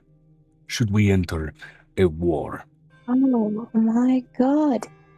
She looks over and see, this is the point where she looks over at Nicodemus. I don't have patience for this. Now I know why red dragons burn underlings. Oh my god, my brain. I would love for you to tell Arlian. That statement living in alone this earns a space. laughing cackle from one of the middle seats. What very clearly is a red dragonborn. In what looked to be almost like these rose gold colored vestments. Here's my question, sir. Do you know what a dragon is? Living in your cushy little sea by yourself? I know what a dragon is. Do you? And your teeth start to come out? Are you here to threaten us? Keep talking. Threaten us into fighting? That sounds No. like what a warlord would do. And he In sits down. love, is there not war? Is it not a war of survival between your relationship? Are there always easy seas like you have right now because she's dead? Technically. Your seas are easy right now because Amora is dead. The revival of this situation you are not getting the gravitation of, sir.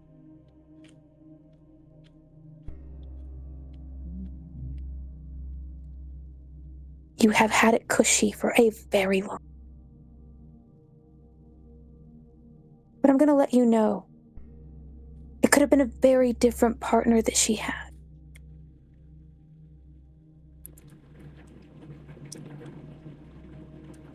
Ventatious, before you get the chance to answer, I would ask that you shut up, says the red dragonborn on the other side of the chamber that laughed already again at your earlier comment.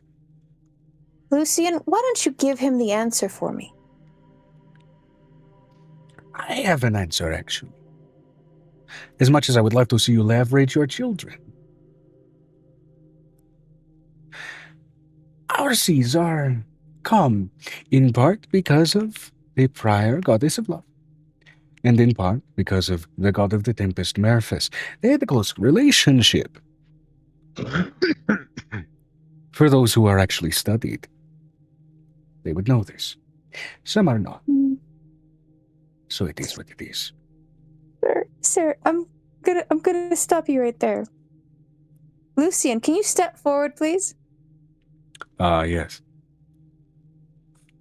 Can you tell him who your father is, please?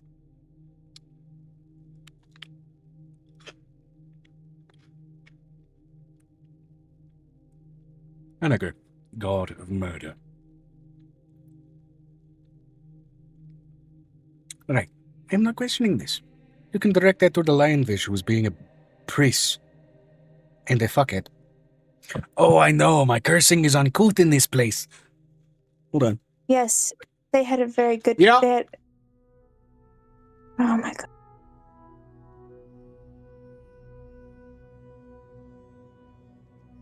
I say them here. So,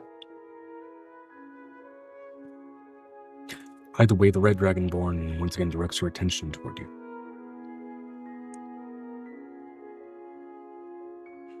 they were all clothed. I'm very down to fight. I would love to rip apart some tentacle faces.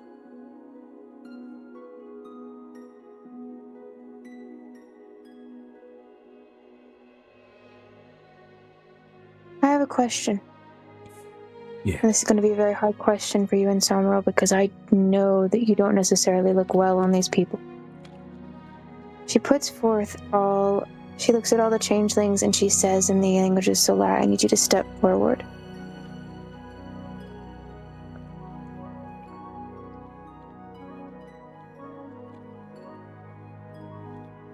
What apology do you have for these urchins that were sold from your cities to the far reaches of the There's a look opposite of end? shock, horror, and plain unawareness and realization from the look on the red dragonborn's face. If I had known, I would have hunted down who did it and personally ripped the skin from their bones.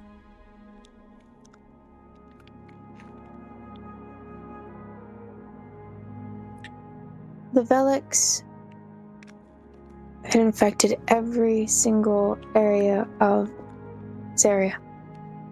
They didn't, in every area they didn't succeed, they succeeded in the swamps. There are generally more collective murmurs beginning to spread throughout the chamber and observing this. Where is the biggest swampland on our continents? The biggest is simply 𝕲𝖊𝖓. These children were just returned to life from the blood of a battlefield.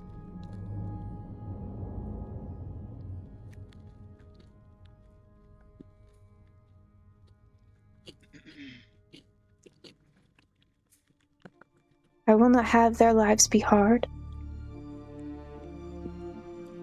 but fill their lives with love. That is what I promise each of you. The collective murmurs that you get here, that I'd say Venestra, yourself, and Piper are able to hear just from people exchanging words even between levels of seats, are strengthened righteousness, toward entering the conflict to not see the stunted children, caution about sending out what for some, particularly those who look much older, sending out what they feel to be their own children into this conflict to see this fate unto themselves. And everything in between, though at least the tone of the chamber seems to be leaning more strongly righteous than cautious now.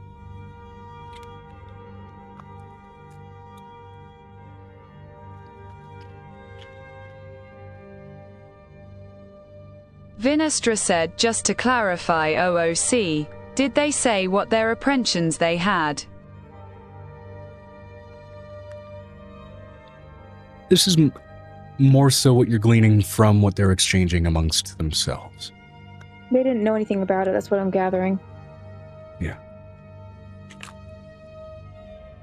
The only ones who are not kind of in that immediate exchange are the ones from the topmost ring, which are the sort of highest society representation, at least within this chamber. They're the ones not exchanging words. They're the ones still just keeping their eyes trained on this whole exchange. And they're the ones with the plainest looks of recognition toward everything that you've cited. She's going to say in undercurrent she wants every one of the adoptees and sensitive younger children to go back in the necklace. Yay, Pepper's back! And that they do. I missed. Basically, Angel put the children forth of all of the adoptees that had basically been on the battlefield. You also missed me going on BRB to briefly be reprimanded for how loud I'm being, which is always fun when I'm finally getting into the roleplay. So she looks over at Nick. She says to all of her children, everyone who's not above age 10 goes in the necklace now. And that they do. And now everybody who's above age 18 and up can stay out. Everyone else inside of the necklace, please.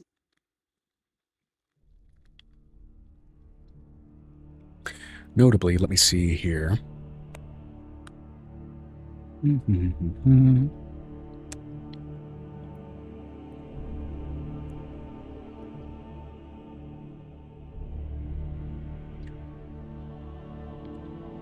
Where is the proper roster? Da, da, da, da, da, da.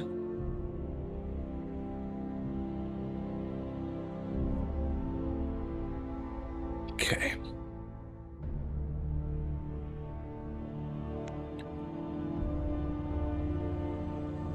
Please stay on the ready. She also tells her children, please stay on the ready. Should I call your name? Should I need you?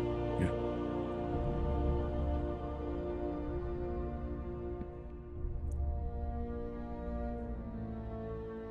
There we go.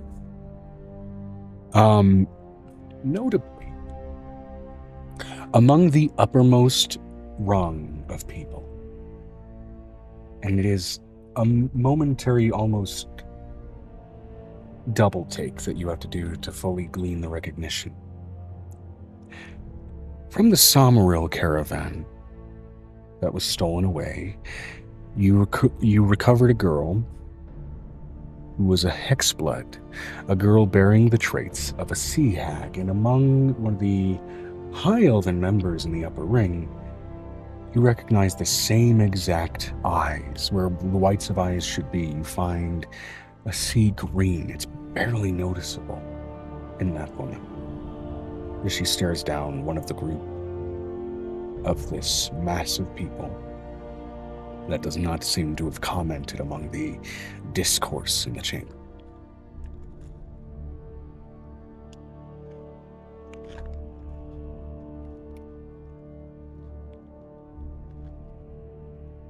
And I'd say, Piper, with your passive perception, you recognize that as well, having witnessed Angel collect that child. I'd say, 𝕲𝖓, given that your focus was a little bit more combative at the time, you'd be the only one that doesn't at the moment at least strictly glean that.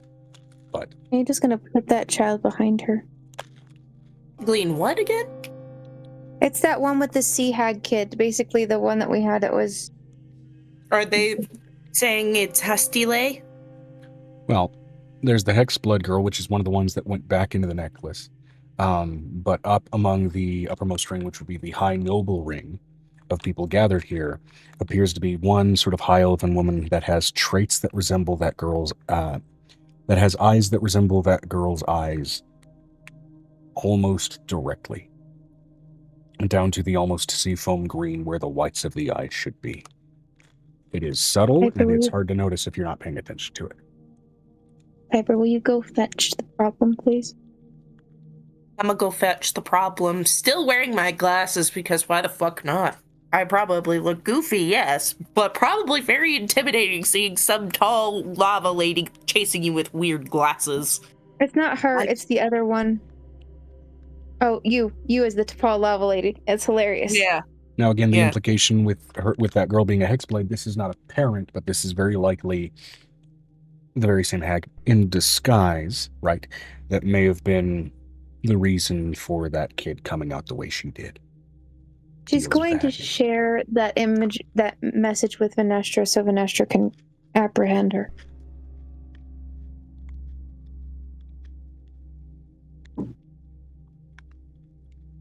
I'm so glad you didn't bring Riley.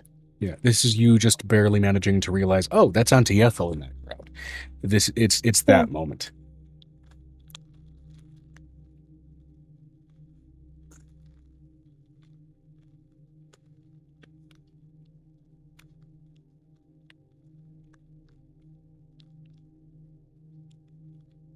Venestra said Vi would ask back mentally, do you want me to grab her? Discreetly, please.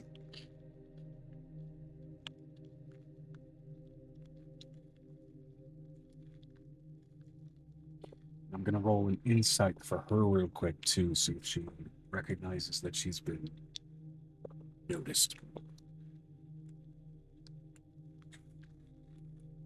I rolled really fucking low, you lucky bastards.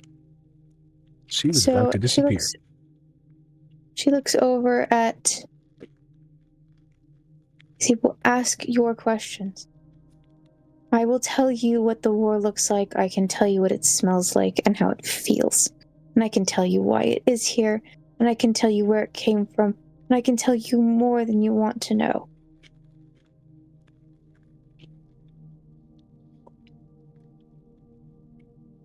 And I'd say over the course of the next 40 minutes, particularly the more righteously bound and righteously converted of this gathering of people, do ask basically step by step for a breakdown of what the war is and what it has been,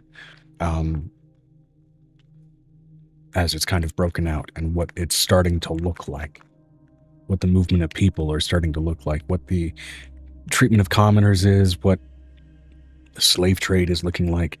All of the hard questions are coming out, particularly from the kind of lower rings of officials here. The softer questions coming from those of a higher and higher standing.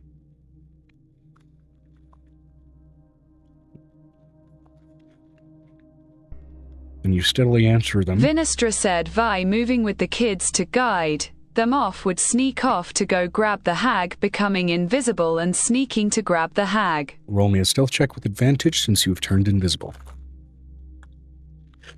And Piper's following. Piper's needs to roll a stealth check. She's being helpful.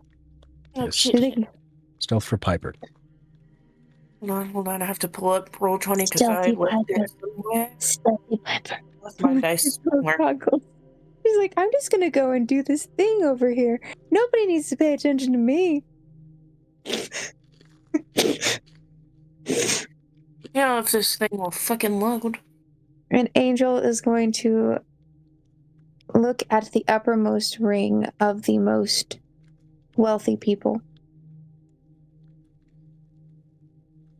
And the mental image in the one that she's going to share from Nicodemus's mind and her own.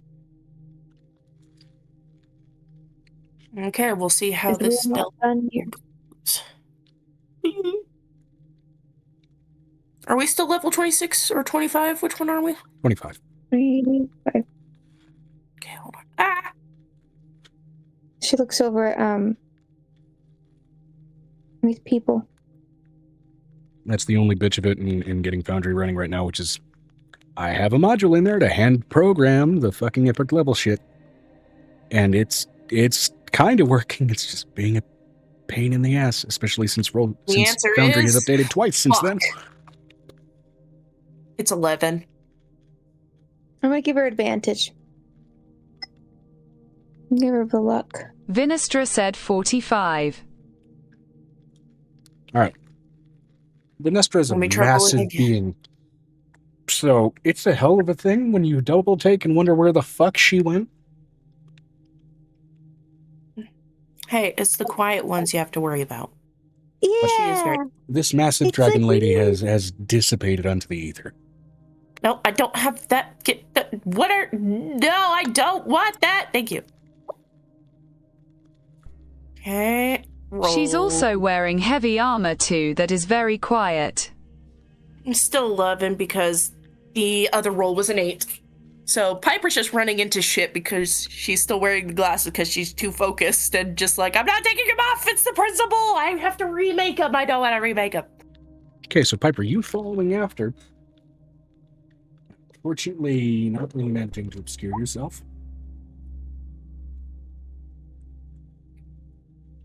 Yeah, but Still Brick, I wish I had your ridiculously stuff. lucky, because that's a couple of snake eyes. Oh. Are you shitting me? The crowd notices you. The hag, with a really, really good perception modifier, She's looking at her nails. doesn't with a critical failure.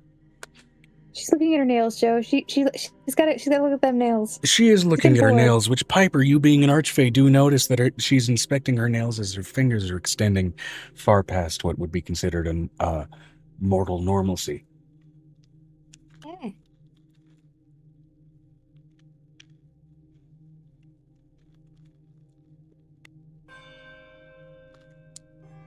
Though notably, they do look very freshly and very well manicured.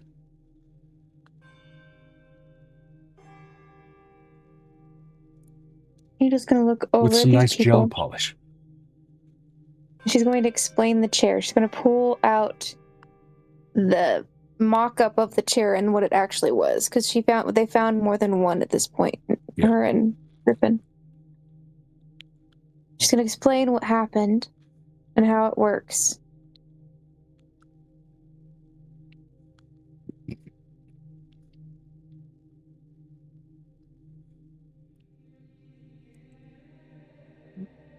To which they are left to listen quite intently.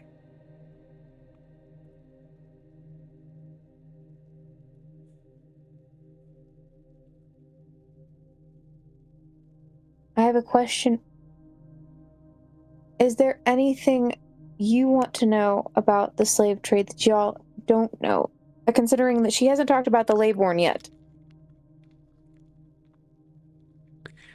It is actually before you bring it up that the higher ring of people do begin to mention the Layborn, particularly a tabaxi, who has remarkably well-groomed fur, this beautiful sort of Siamese coat, immediately bringing up the Layborn and their not only increased frequency in birth rate, but at that increased frequency in reports of going missing, as they are typically a revered and rare race that is sort of respected and lauded for that rarity and sort of the purposes that they will grow to embody.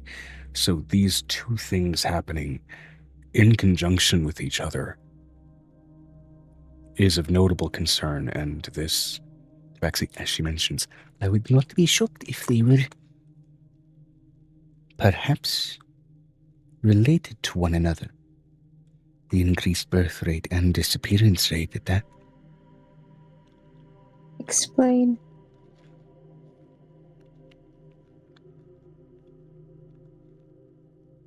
The Layborn are only meant to be a few at a time.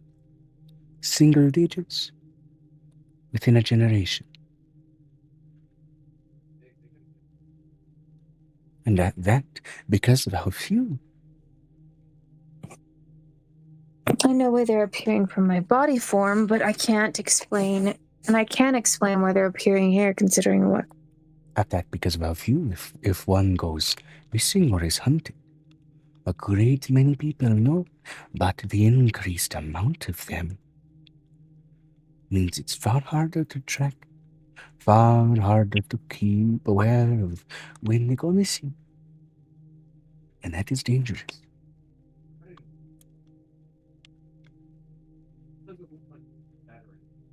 Anyone outside of me, there isn't as many reports.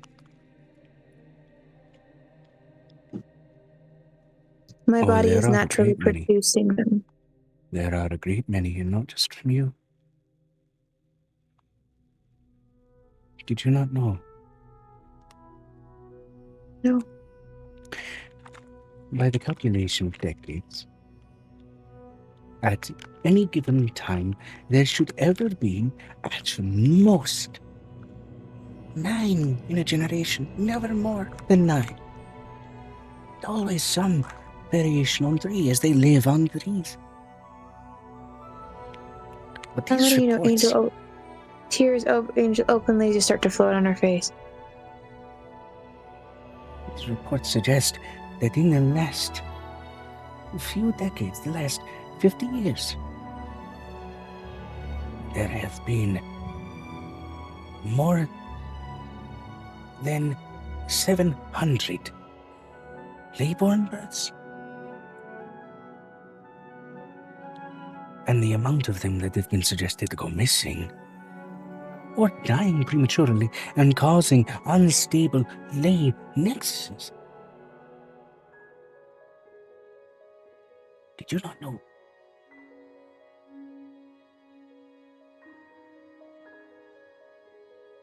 You'd never gotten any official paperwork on amount of late-born. It's kind of a hard thing to get paperwork on, normally based on what they are. They don't appear in the Underdark very often. Somro would have them. Yes. We wouldn't. I do not mean to call into question the state of the pair of your burgeoning godhoods, right? I imagine that the omniscient side of it may not yet be plugged in, and that may be part of why the dubiousness. No, there is an issue. There is a dubious issue. But I don't know how severe. She looks up at the top ring. You would like me to report.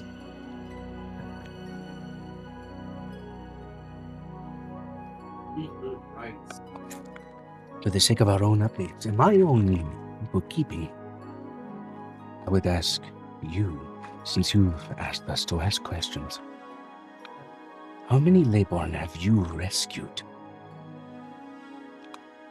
You and your friends.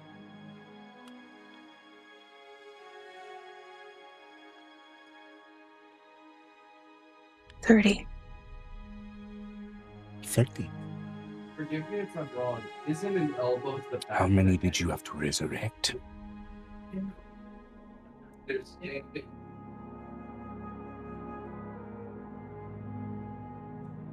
10.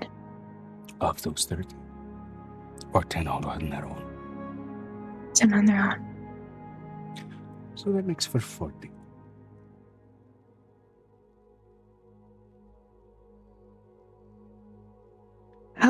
How would it... I don't know if I can tell this to common folk. She looks at them. This is... None of us here are common, despite those in the seats higher than I, suggesting that those on the lowermost seats are just common folk. They are not.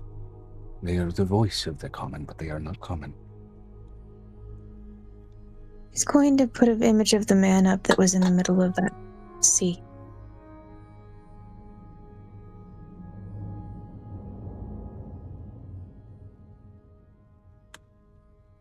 He's feeding on Leyborn. He is a Leyborn himself. He was once a changeling and began to eat and write on his own skin.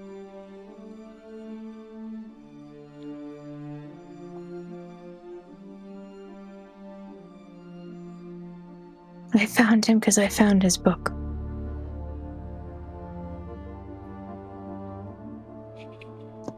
I revived the children that he ate. He experimented with twins first. Twin layborn are harder to find. He had to cross the rings to get them.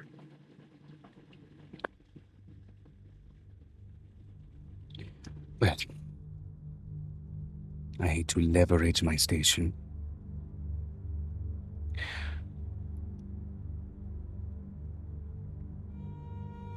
Under the authority of the United Zarian Magocracy,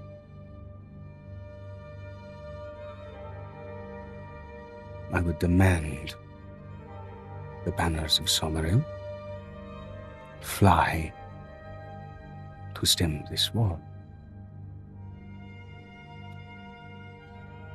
He keeps them underwater until they can't breathe anymore. Ceremorphs are like cephalopod, are they not?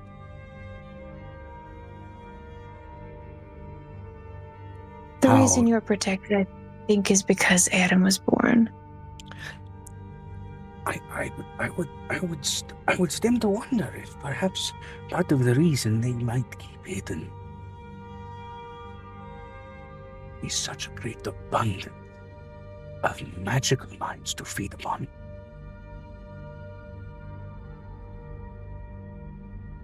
Perhaps the last few decades of increased reports are only because they've stopped being so cautious in hiding them. That is just a theory. There's vampire reports in that same location. I doubt it's accidental. Hmm? I doubt that Fae vampires. You know, some theories suggest that the Layborn were originally a Fae thing. They are. They are. She looks over at Alex. They start as changelings. You run a secret society, these whispers. It's high time that you and your friends get acquainted with a few more. The United Magocracy of Zaria, we are a collective of mages. We pay attention to the magic 𝕲𝖊𝖓𝖓𝖊𝖘 of the world.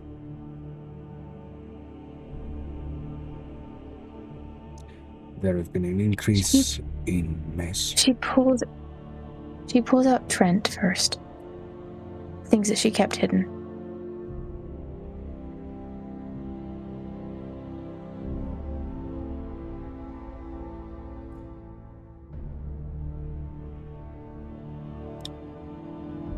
They were using children and their screams and pain to rip apart our home. It was stemmed 2 years ago. Broad scale between all of the reporting you're offering and the leveraging that this lady is trying to do. I'm going to give you a persuasion with advantage to try and persuade this council here to bring 𝕲𝖊𝖓𝖓 into the war. Now, a good chunk of these people are a little offended that one of their own is of a faction that they didn't know about.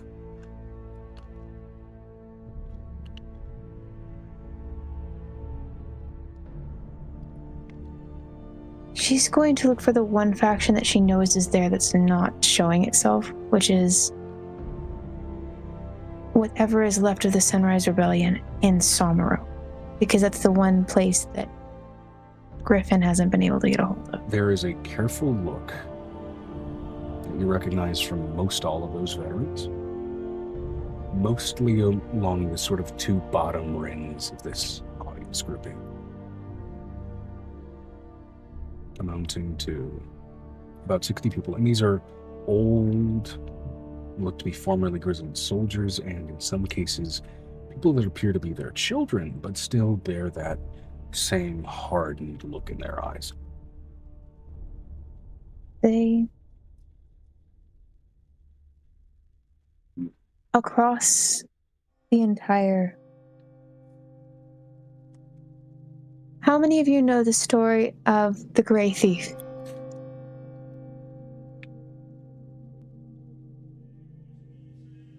Particularly among that group, and then some in the middle, and a good number in the higher end do know that tale.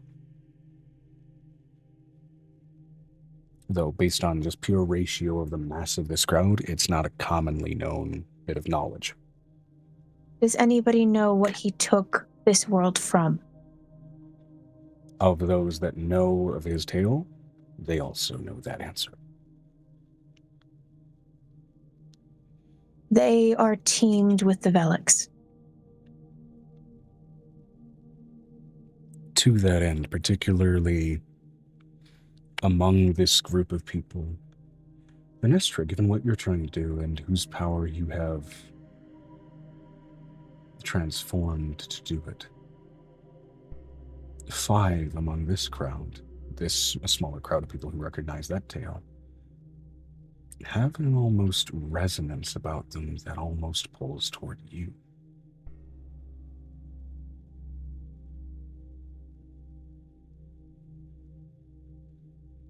They would like to drag us back into the dark.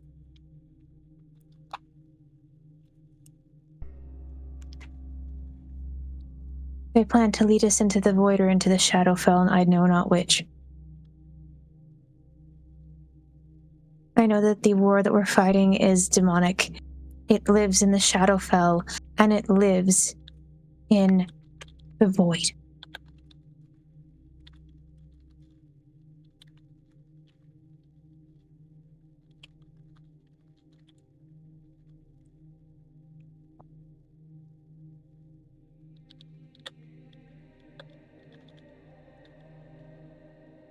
I know we have won a war in the Feywild.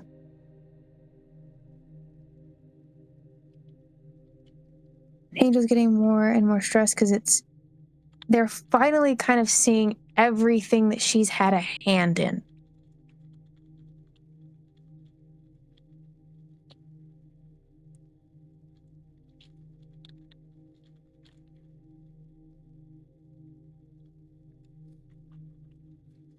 She looks over at Piper.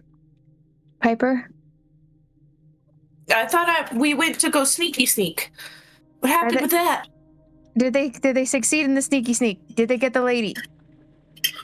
I'm just going to go ahead and say, 𝕲𝖓𝖓, since you are probably the strongest of the pair, roll me an athletics check. And any additional stealth check to basically do a silent, non-lethal takedown of this very plainly disguised individual.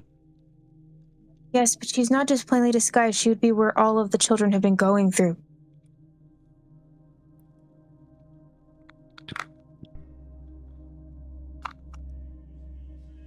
I need to know if I'm right. DM, can I glean from anything that I've heard from that child that I'm right? From that child, as far as if the children that went missing toward the 𝕲𝖓𝖓 have been going through her? Hags would be an easy way to get them.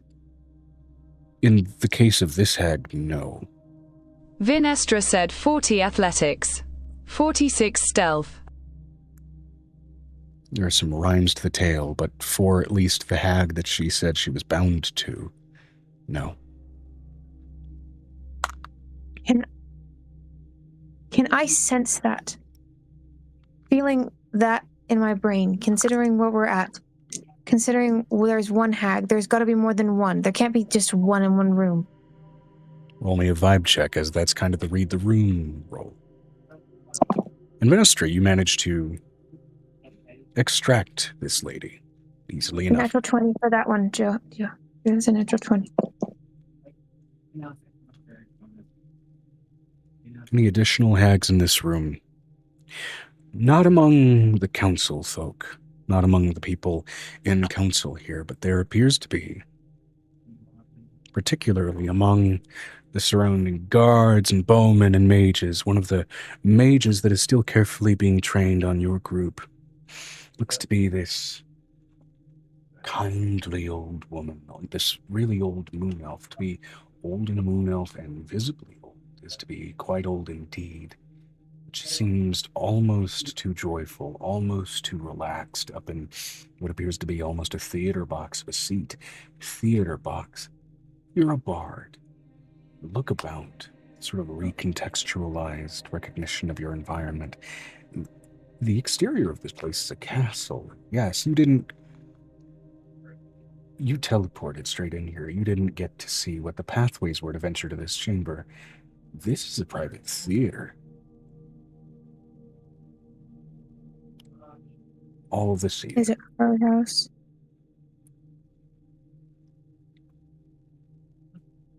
You're seeing many of the runes on all the seats. And they are plainly tattooed on this woman.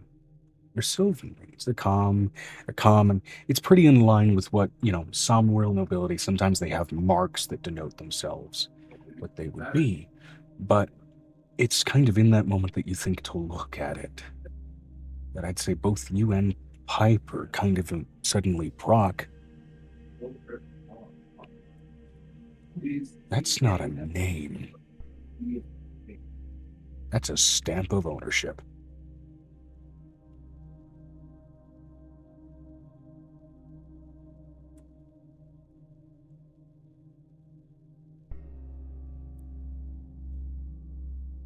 So the hag is owned, is what you're saying? Or she wears her name on her sleeve.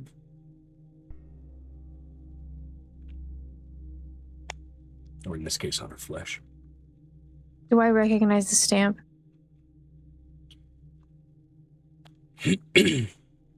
I have Trent's booklet with all of those stupid symbols.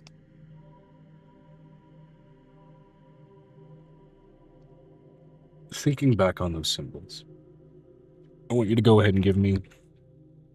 Excuse me. I want you to go ahead and give me a history check. GC is significantly lowered for having read that book. For what kind of check? History. Your DC is significantly lowered for having read that book. 32. 32. Reading through the book, there were plenty of entries that had names. Some just had titles, and some had obscure symbols to them for people that preferred to have that extra layer of anonymity. And this was one that appeared throughout that list, specifically for child targets, and there was a range of preference for the age. There was never a child collected above the age of 9. Tell me how many were Leybourne. As far as officially recorded in that book, particularly over the last few decades, there were a great many entries. You counted at least 20 as far as those recent entries. Going back a little further, that name appeared as far back as centuries back, like some of the older lived entries. And the Leybourne instances were a little spottier as it goes back. There were still some.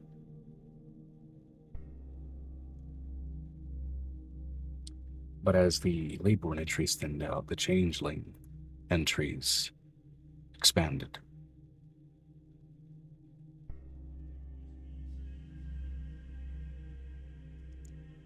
And as the Changeling entries thinned out, it was an almost unnerving focus. Nick is sharing minds with me, right? Yeah.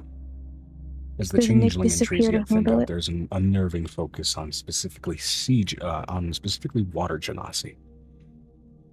On appearance, at the very least, it's kind of a direct line of transition.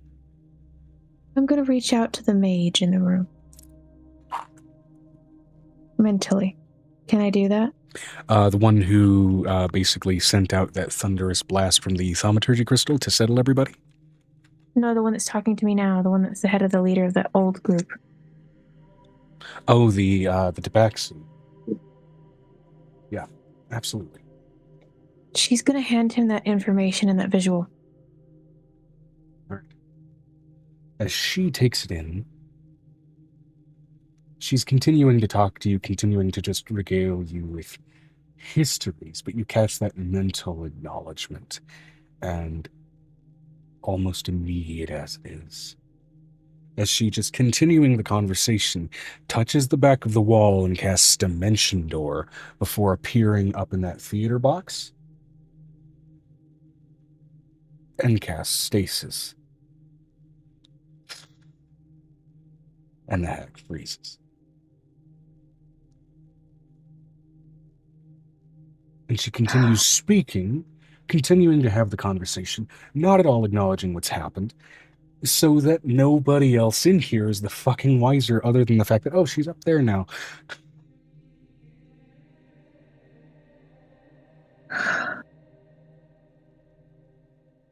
And she's going to hand the fact that there's another hag in here to the woman. That's why they're handling it. There's multiple things going on at the same time. Now, what was that persuasion roll, mind you? My roll is a natural 20. So that puts it at a 45. 45. Okay. With that, I'd say you are confident that whatever the results of this discussion, you will have moved all available chess pieces in Samuro toward the other side of the board. If you catch my drift. With that, eventually one of the managing mages who did initially cast that sort of thaumaturgy blast calls for a recess as people begin to disperse between What do you know, Angel? Piper, and Benestra. And Question. now, yes.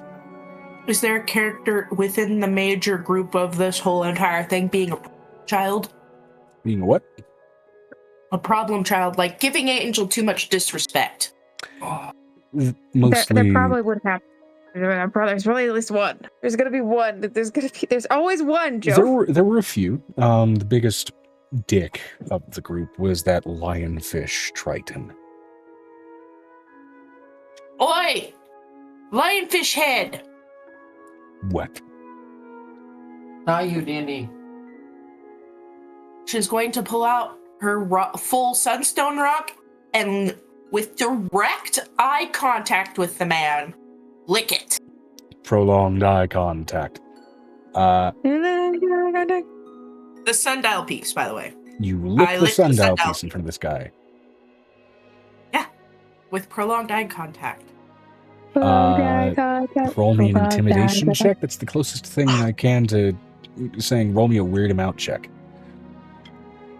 Vinestra said OOC suggestion. It might not be a bad idea for Angel to see if any of the council's souls align with anything bad. I'm gonna cast. Yeah, can we do a good and evil? Yeah. I mean, if you want to do a See Beyond the Veil, as like kind of in that moment before people take their recess, by all means you can, as well as anybody else really who has access to the ability, which is to say, Piper would be able to do it. I think Vinestra, you can at this stage as well. Could I use my vibe to freak him? Yes, Sure. please. Yes, please. Yeah. Yes, please. Yes, please. Yeah. Prolonged eye contact. That is a 29. Nope, that is brick stealth. Hold Also on. sent you a question, Joe. That is a 40 vibe. Did I weird him out? Joe. I'd say absolutely yes, as he does not have the modifiers to counter that. That was essentially letting him know, keep disrespecting my sister. I'm fucking crazy. Also, is there any effect to licking the sundial rope? Well, first of all, you think for a moment it tastes a little bit like Sunny D, before you realize, Burning my tongue. well, there's a little bit of that sensation, but you know, like when you're a kid and you're feeling that weird impulse to like lick your palm, and then there's that just kind of salty register on your tongue from the oils. No. There's that fresh register of it, and you realize just how oily it feels. And then you remember this this was basically calcified cartilage. And so that sensation immediately kind of reaches you, but then weirdly, and this is the disconcerting thing, where it's like when you've overstewed like a chicken leg, and you bite into it and you kind of feel like that piece of cartilage like dislodges from the bone. Oh, like totally just, it's like gum. A little bit. Yeah, but then as soon as your tongue leaves it, it's back to being as solid as a rock. There's a disconcerting malleability there. But again, you remember, this is a piece of great old one flesh. There is nothing here that is naturally comfortable as you touch it, as you taste it. And as you do so, and you've kind of removed your mouth from it, there's like the turn of phrase of flavors literally dancing on your tongue. No, it's literally dancing on your tongue. It feels like there's a ton of like small microscopic things like wriggling on your taste buds for a moment before it dissipates from the acids of your own saliva. You know, I was expecting to be flashbanged by it, but honestly, this is funnier. Because then you see Piper 𝕲𝖓𝖓 said, let us just be glad 𝕲𝖊𝖓𝖓 doesn't have a communal salt lick to season food with by licking it. No, that's 𝕲𝖓𝖓𝖓. Anyway. So when using CB on the veil, what do we see? There are a number of people aligned with, I mean, it's on the road, especially, right? So there's people aligned with many of the gods. There's people aligned with they of many, many persuasions, especially given the sort of Sylvan lean to this society. Is there anybody I don't recognize? Any divines or entities you don't recognize? There are a couple they're like, what the fuck is that?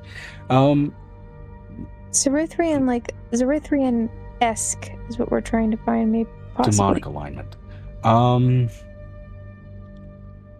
As far as entities that strike you as strictly hostile, that kind of give you that like instinctive stomach churn of there's something wrong with this. Shockingly, no one.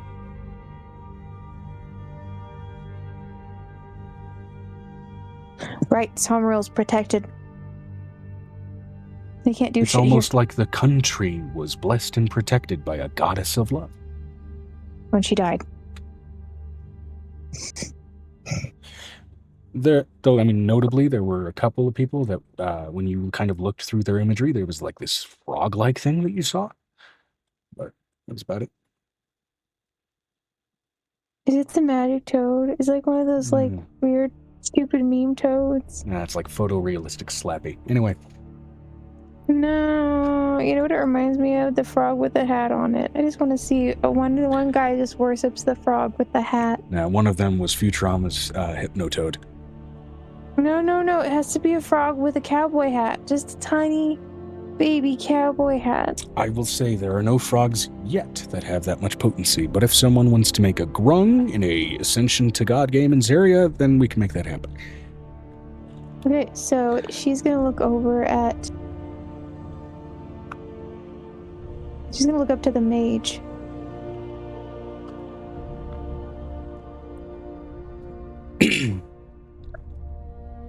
The Tabaxi casts Dimension Door again and appears before you, holding a sealed amber stone.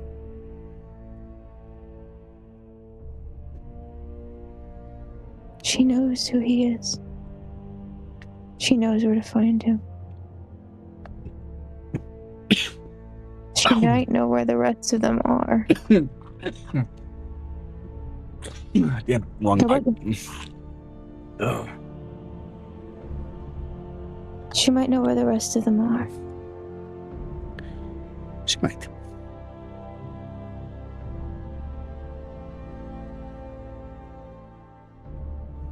I didn't tell everyone everything.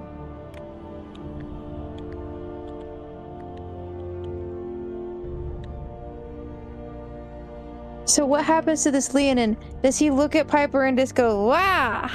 Again, lionfish triton, that kind of has the physical proportions of a leonin. But Piper's gonna follow up her lick with, what, son? Just see what he does.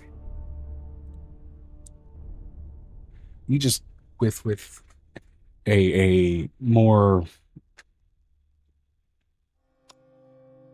more emphatic pep in his step, leaves the room for his end of the recess. Let's just say this Piper learned all about how on Earth lionfish were an invasive species on most of the planet. So she's just like, I'm having lionfish tonight, aren't I? Ha ha! In the back of her head. Like, oh, this bitch again.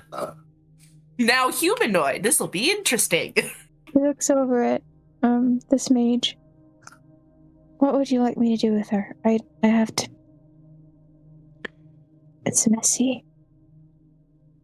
Whatever you do with her, leave her alive enough for us to have a final hand in it. This is a summary crime.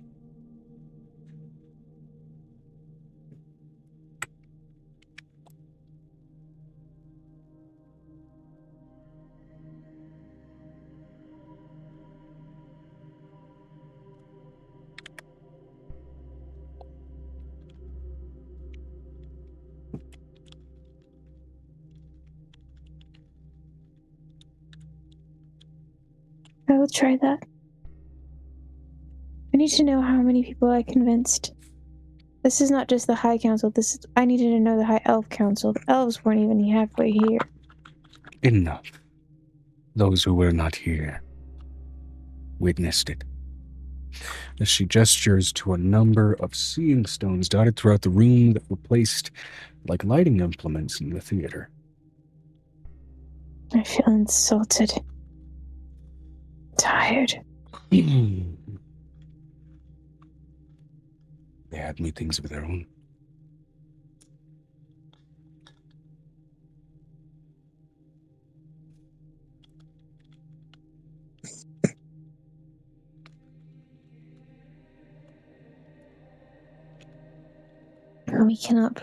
We need to stay out of 𝕲𝖏 for just a little while.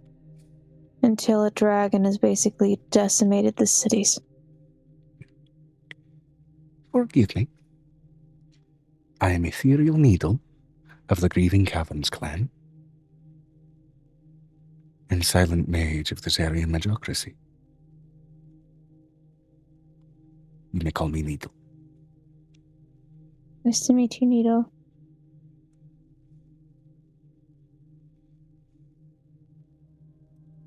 People call me Angel or Sue. But if you're only gonna call me Sue if you're family, apparently. Or Mama if you're my child. As far as I know, I am not. God. I don't know. I was given up for adoption a while ago. How old are you? 19. Angel Or I was was 21. 19 when I started. She's 21. Ah, so then it's physically impossible. Okay. Mm. You can say that to my brother who's like a million and he still looks 16. I'm 31 though my fur doesn't look it. She looks over at her kids. Do you have any questions? About that, not my business. That said, should you or any of your compatriots wish to explore and possibly join with the Zarian Magocracy for political reaches that are a little more unusual, If you're part of a Magocracy, do you know of 𝕲𝖏's father? we keep tabs on magical disruptions of many kind, including demonic. So yes. Do you know of anybody who still worships him on this plane? There are likely many. Huh? There are likely many. Not 𝕲𝖏, not... We know. I know what you said.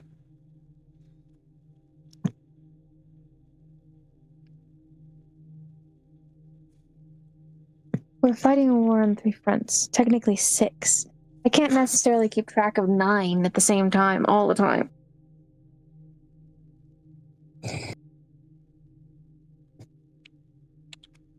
Nor would I Tired of expect it to. fighting. I have been for a long time.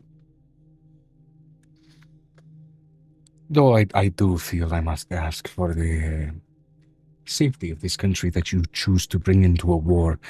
What exactly are your plans for 𝕲𝖊𝖓𝖊𝖓? She will to the lot of wait. She kind of turns and looks to the lot of you at that She's question. going to bring down the city. 𝕲𝖊𝖓 said, OOC, speaking of her, is she dead yet? Not yet. It's been a day. As soon as she finishes taking down the cities and we get out all of the agreement we made for her children and progeny to survive, and her partner to survive to raise them. I understand motherly compassion. This is an ancient, actually beyond that, ancient black dragon of legendarily recorded cruelty. I think you need to find a limit somewhere. Don't have a limit. Then I should hope he finds one for you.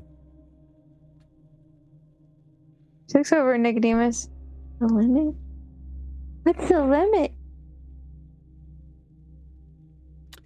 Things that if you break, I leave you dissatisfied late at night. That's not what we're discussing. She looks over at this man. She's like, okay, we're having this discussion. We're going to do it this way. Forgive me if it didn't come through on the microphone. This is a feminine presence.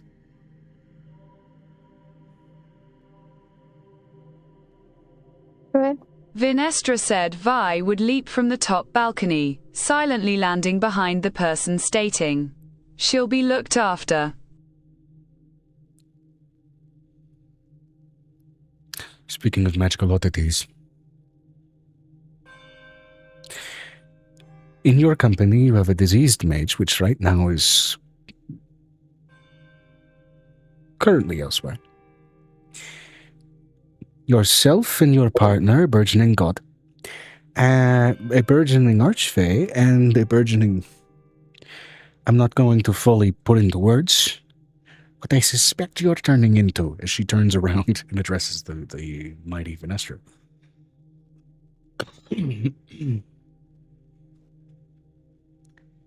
By the way, Piper is just waiting for the lionfish trident to come back to freak him out even more. She's waiting at the door. Yep. Because Piper still has the dust that she was examining, which, by the way, what did I examine with my magnifying glasses weirdness? It seems, I mean, like, while it was very much kind of redirecting sunlight, it to an extent was absorbing it. There does seem to be an active latent presence of radiant magic inside of those fragments, to the point where it's not even necessarily just divine radiance. It seems to be almost actual calcified sunlight with sort of a magical radiance coming off of it. Oh, this is going to make what I'm about to do really fucking hilarious. Okay, so she looks over at this man, this mage, and she looks at him. She goes, say what you need to say. The question I have is that, Light Rain, I promised her something. But you have no idea what I'm holding in my body. I can guess, and if you'd like to inform me in official capacity with paperwork, we can do that. But I'd like you to guess. Looks at him. I'd like you to guess. And she breathes heavily. I'd like you to guess.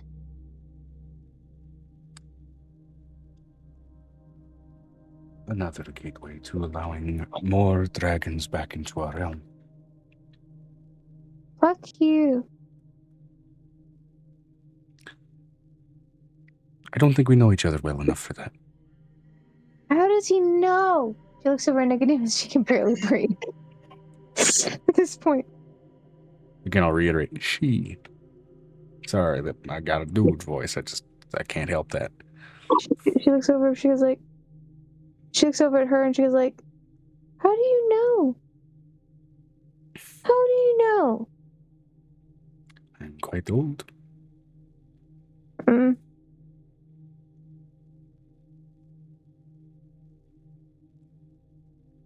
𝕲𝖊𝖓𝖓𝖊𝖓 is going to look at them, staring at their soul, trying to see if she recognizes them in some form.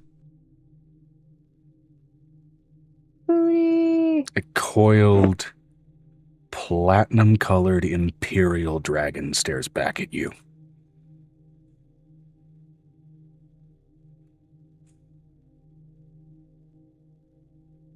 Can I see him? Can I see him? This is not Volk. This is a lesser form of a platinum dragon, but that said, those fuckers are rare. I'm able to see this with see beyond the veil. I can see a dragon. The moment she deigns to allow Venestra to look at her is the exact moment that you can see her as well. I hate it when you guys do this. It makes me nauseous. It happened when I was little too.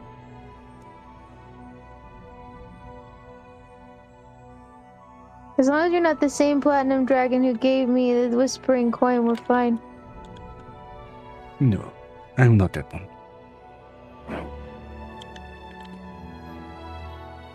That is so annoying when people don't tell me. Though I will tell you, it took remarkable spell work to keep myself in an adult body and not allow myself to progress to the prowess of an ancient or beyond.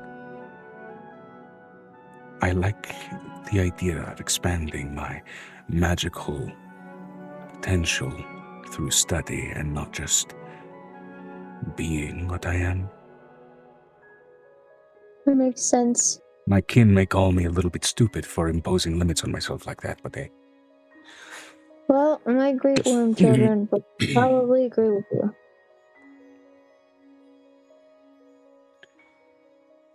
By all rights, I think I probably should have been naturally dead a long time ago. Ascended to some greater plane. Well, if you want to send a mine at some point, you're welcome to. More the merrier. For that, I'd have to let my clock keep running. She looks over at Nick. I need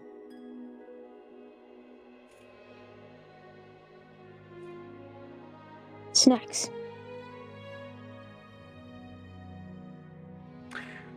Nick procures a bag of granola and bag of jerky that Brush had supplied the lot of you.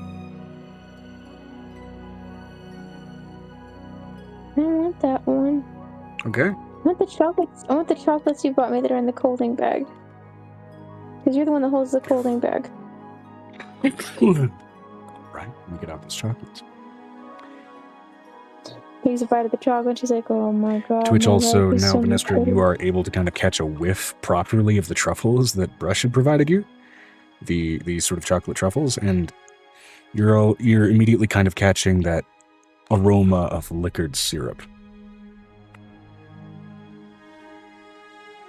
You gave your But booze these are not the chocolates. truffles. These are not chocolate truffles for her. It was like, these are like cinnamon dark chocolate truffles for her. Yeah. Like dark chocolate little balls like this big. Yeah, I'm simply describing the parody. And then she looks over at Miss Foxy. I don't know how to deal with two hags in one room. Nobility that doesn't show up. Just one thing. I know that y'all are not necessarily lesser nobility, but you are like archduchies and whatever.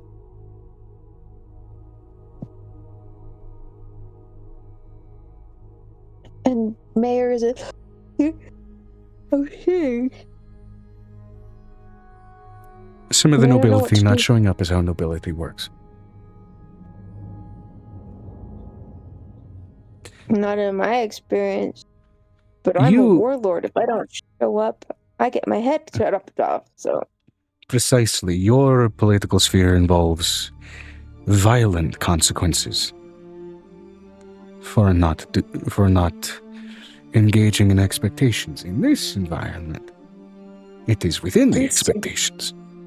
that is just bull. Like that is just bullshit.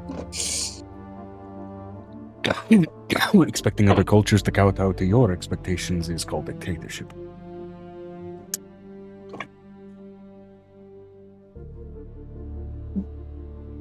I like how you say that, but that's not how it feels. I believe that is called culture shock.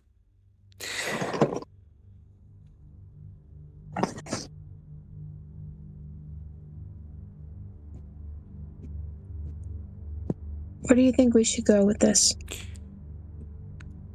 The lionfish triton tries to make his way back into the chamber I would prematurely. think you did also show up unexpected, Angel. I had to. We're going to go into Tempo, and Tempo doesn't have good time. It's never a good time to go into tempo. Don't talk about it like that. I was in Tempo. We're still That was the waiting DM. for the lionfish trident dignitary. Lionfish Triton briefly wanders in, trying to prematurely regain his seat from the recess. So I give direct eye contact, line up the powder I was investigating, and I do a party favor with it. Which party favor? Does it involve a straw and a nostril? Essentially, yeah. I'm gonna need you to roll a con save. Prolonged eye contact. All while maintaining eye contact without blinking. Before I roll, I also give myself guidance. Just in case. Then we roll a d4. Oh, damn! My con save is a 20. Vinestra said, plus did 4. Piper just snort 𝕲𝖓𝖓𝖊𝖓, formerly powered sunlight enhanced powder? Yes. Yes. That's a 24 total. 24 is not enough. I'm sorry. It's fine. Oh, God.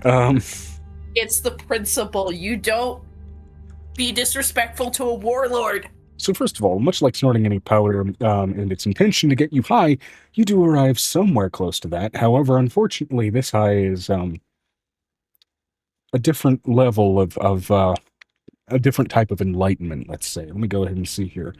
Prolonged madness. No, not prolonged madness table. We had her with prolonged madness for like a whole month. And she just That's snorted so- 𝕲𝖓𝖓𝖊𝖓. So? She's being supported by an eldritch being. By a glowing black and red Okay. being. Because of your finger of chaos, I'm going to roll twice, and I'm going to let you choose which of the pair that you unfortunately suffer. Okay. You know what? It reminds me of you're gonna suffer, but you're gonna be happy about it.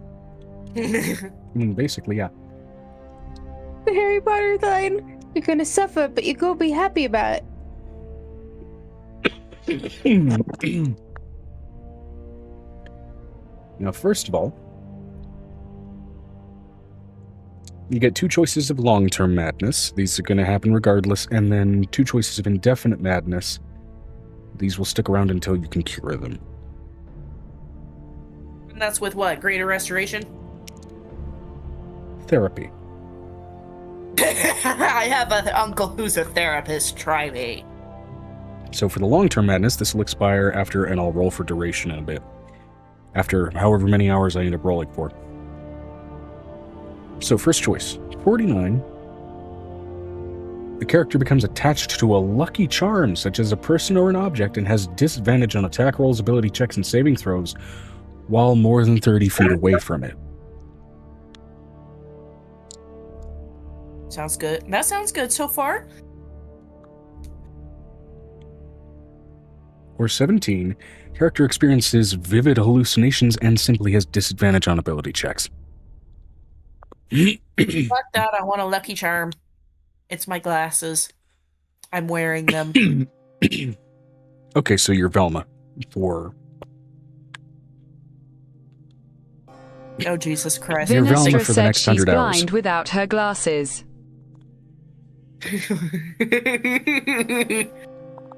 You're Velma for the next 100 hours. First of all, you snort 𝕱𝖓𝖙𝖊𝖓𝖊𝖊𝖘𝖎. Your vision blurs, and it's not unblurring. You put on your glasses, and it seems a little better.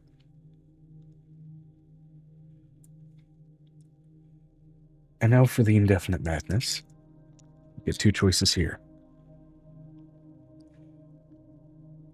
32, which means I try to become more like someone else I know, adopting his or her style of dress, mannerisms, and name. Or, I just rolled it, rolled it twice. Let's roll it again. 61. I am the smartest, wisest, strongest, fastest, and most beautiful person I know. So, you either try to fully embody someone you know, or become a bleeding narcissist. In other words, Narcissism's easier to cure with therapy. you become super you or super somebody else. That's a hell of a roll I'd rather set. be super me because the only other person I don't really know who would be a good person I could be like, oh, this is also a doctor that is severely into doing what I'm doing. We'll just be that person. Nope. Okay, see, at We least I don't have didn't that get the 96 to 100 roll, which is simply put, I've discovered that I really like killing people. I will be super me. All right. It's a legendary super piper.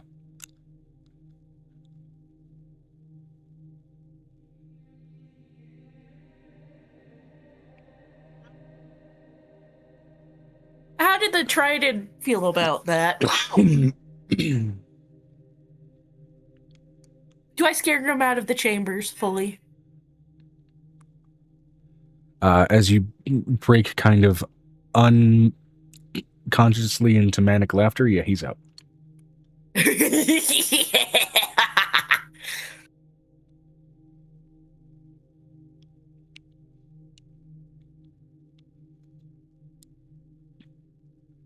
Which notably, that means also one of your archfey forms, while currently under this form of madness, we'll say for flavor's sake.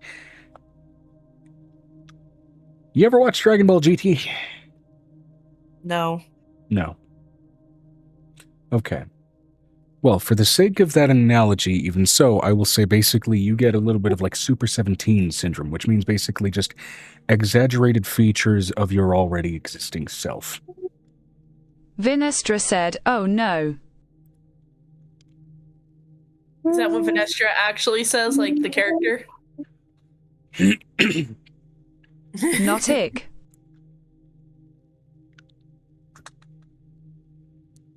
Oh, okay. Not in character. Okay. For the briefest moment, Vinestra can hear the DM and also knows what Dragon Ball GT is.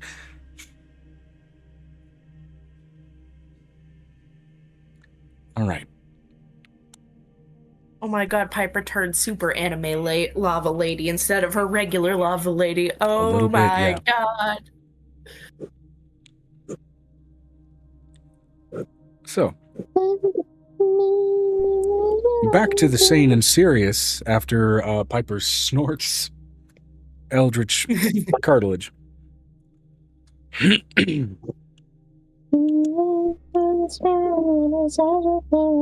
And the rest of the Feywild feels a disturbance in the Force as the newest burgeoning Archfey, gasp, grows an ego.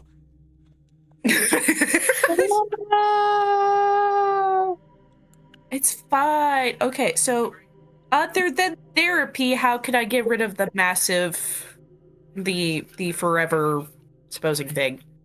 Madness. Indefinite madness.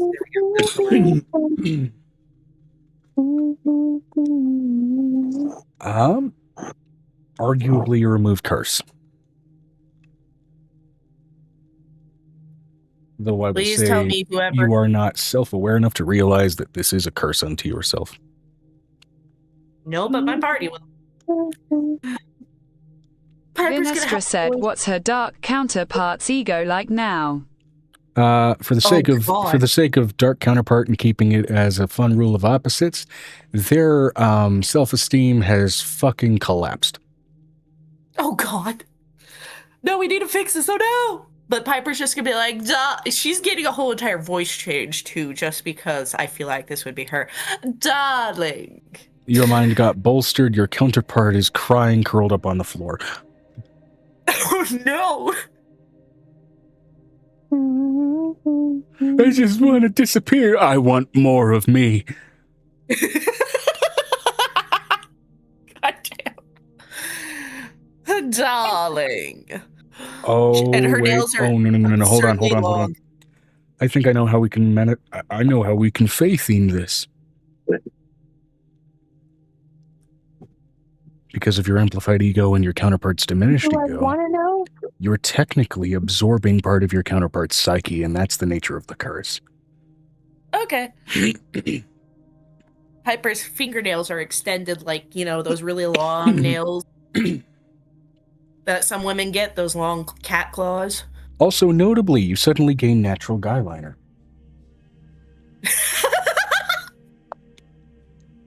Is Captain Hook? I gained guy liner, yeah. So you're Captain Hook from the TV show? Hook? Yeah, from not from Hook. Oh. From the TV show Once Upon a Time. Oh yeah. Yeah. We have a permanent guy liner. Until dispelled.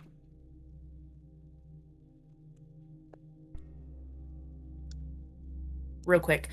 Damn. Anyway. Valid Steve reaction. told me something. So it's just like he texted me something, and so I just had to react to it. Was it its dick? No! Ew!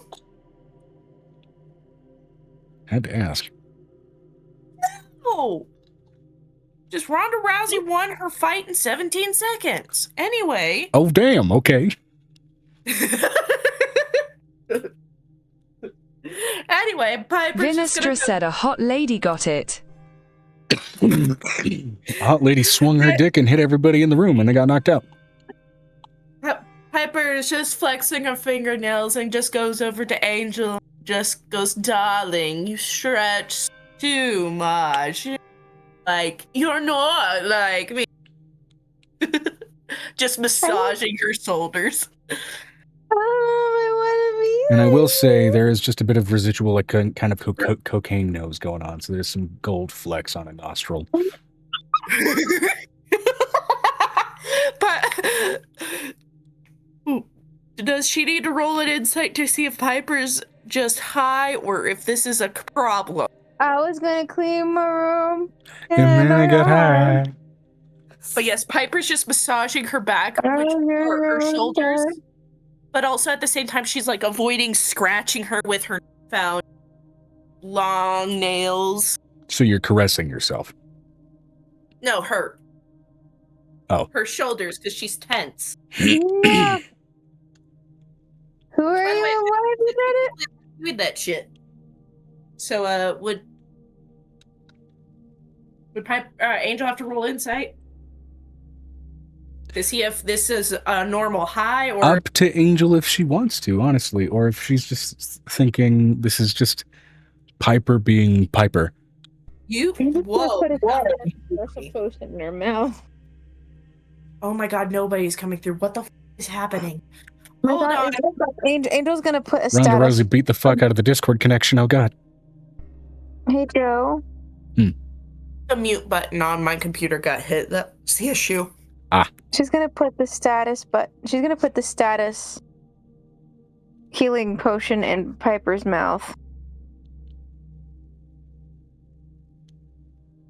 Didn't want to sit through that personality for more than 20 seconds, did you? No. Because the player, Megan knows that the player can't be that character for longer than 20 seconds. Angel is so disturbed at this point. He's like, Here, drink Are they this. gonna- It'll make you prettier. Okay, so The ego. Piper, as you drink this, in the back of your mind, you hear crying slowly stop. And then you come back to full lucidity. That Okay. was odd. And her I don't know fingernails what you did. shrink back to nubbins. because I don't know. Who are you and what did you do and why did you do it? It was, that lionfish trident, true to his fucking species, was being a right old git about you, so I decided to intimidate him in the only way I know how. I licked the sundial stone. That did a little bit, but I decided to go a little further. You know that powder I was investigating with my glasses? Angel takes see- a dabble of piff and then like takes like a perfume bottle and then walks up to the man in the face and then just squirts it in his face. No, he ran away when I snorted him. He's Okay. already gone. He... Yeah. Is there a puddle following him? Surprisingly, no. He had enough constitution. Ah, damn it. She looks over. She's like, Piper, can we Yes. just can we? I know that the Fae shenanigans work. We have to finish this Fae meeting. Is there anything that you would like to do with the captured hag before this meeting concludes while the recess is still going?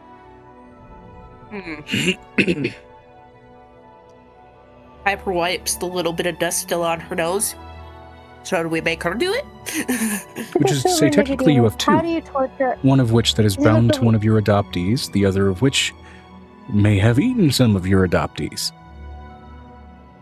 She's going to literally handle the one that's eaten her adoptees because she needs to get them out of her stomach. It's like grandma. I gotta open up that tummy and pull out all them kids. Oh, kind of like the lumberjack with Red Riding Hood? Yeah, that's the whole goal. Yeah. She looks over at him. Can you stall the meeting just for like? She looks over at her. Can you stall the meeting for like? Piper? A good. No. She looks over at the backseat. Can you start the meeting for like a good 30 to 40 minutes? I have a question.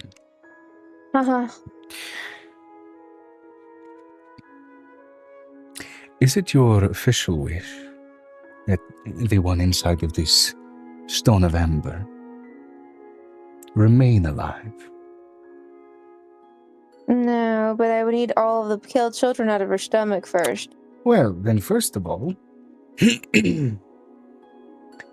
the Siamese tabaxi paw turns into a series of platinum scales as she rakes her nail across one of the markers on the chair, and then suddenly scattering all throughout the entire castle, the runes change to something clearly draconic in character.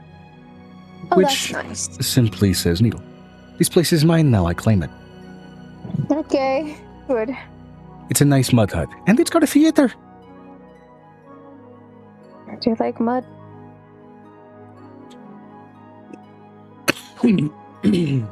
Looks over at Piper. Piper, can you do me a big favor? By Can the you way, give me your that's only big going to be a spicy cosmetic bread? change until she's dead. But, I'll handle that myself, as of course, because, some are real crimes and all that. Hey Joe, I'm trying to say something. Hey Joe, hey Piper, can you get out your spicy chair that like holds hags in it? The one The that spiky chair. the spicy spiky chair. The cuck chair, specifically for hags. No. Sure, we'll go with that. Yeah. Piper just with a little bit of Where are dust these left. bad jokes coming from, Joe? This is real bad today. You're making me really. You're breaking my brain a couple of times every minute. It's not okay. Not a good break, Joe.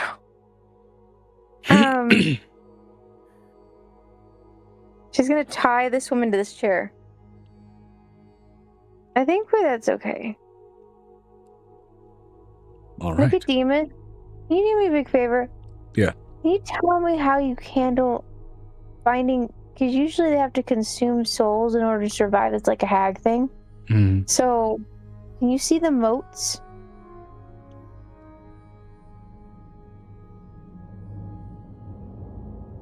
I know I can see the motes in my own body, but I haven't been able to see like 16 or 70 motes in somebody else's body. Something that I kind of started to figure out how to do, much like you did, right? Because we're trying to figure this out with Spellbook. I'm going to roll for Nick to see if he manages to do this. Can I give him advantage? Can I kiss him and give him advantage? Sure, that'll change his natural 1 to an 18. Can I, give Bardic Inspirations and as well. Natural 18, mind you, that's before his modifier. He's going to basically extend his soul perception onto everybody else in this chamber, which, Venestra, you don't necessarily need, as you already have a means of kind of observing souls. That said... I mean, I do too, but they're only in my body and only in changeling birthing bodies. Well, then this extension works, for at least the moment. This is a temporary thing that Nick is supplying. Where normally you would probably find one hag soul and then maybe a few motes to indicate, what something like a hag is eaten. This hag, as especially now she's been locked in stasis and locked to this chair and her true form is kind of revealing itself, which is like ink black skin and like overtly exaggerated features, almost to the point where it's like you're looking at something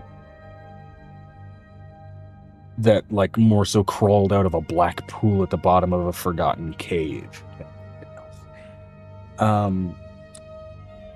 She is flush from the ends of her hair to the tips of her toes, glowing with spiritual motes.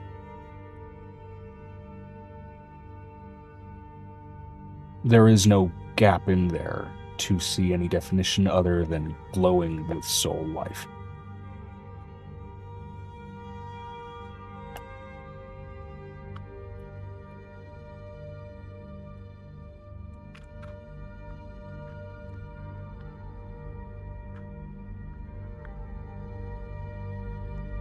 Nicodemus. And based off of frequencies of familiarity, some of them are mortal, a lot of them are changelings, and a lot of them are 𝕲𝖓𝖓.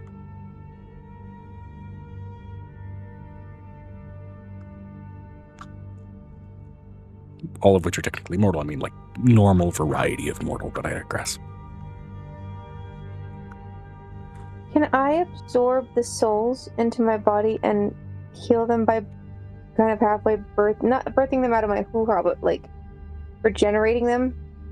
Can I cast regenerate? Can I like bring them back? So she can't have the power anymore? I want to sever the power she has. Roll me a religion check.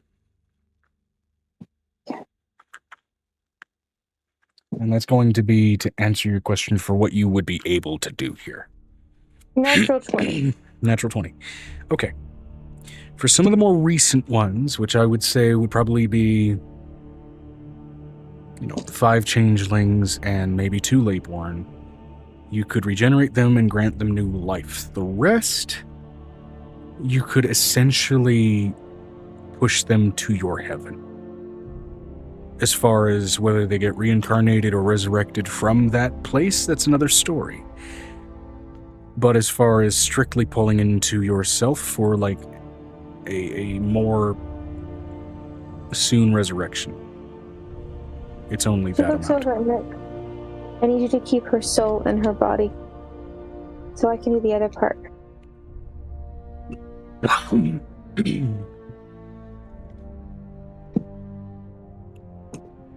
you do that for me, love? Yeah.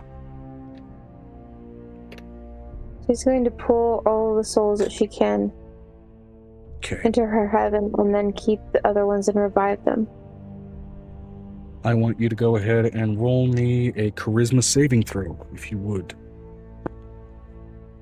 Because you are taking in this many souls, this is also you basically avoiding being possessed in case any of them are of a stronger personality than any other. A natural 20. Okay.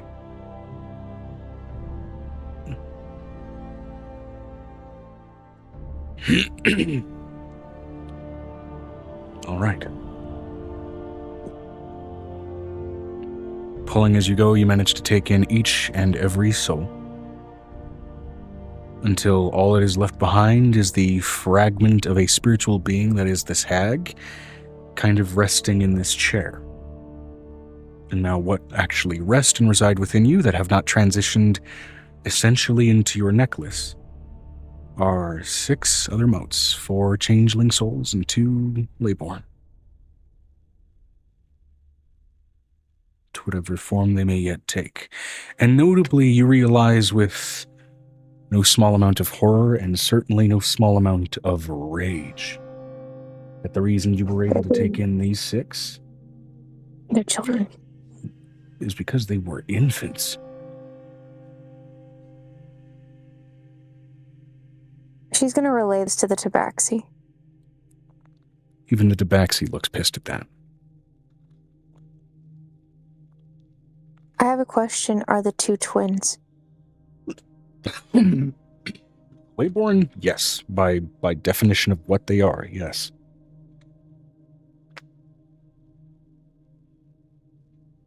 Layborns don't always come in twos, that's why I'm asking the question. By the nature of the parity of those souls, yes, they are.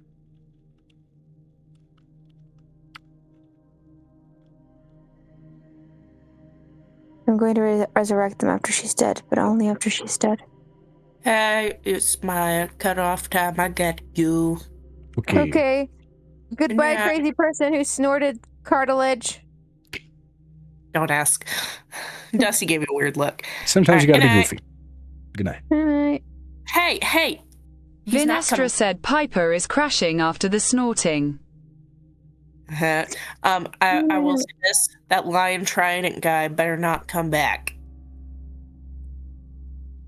I don't think he intends to. Good night. Good night. Alright.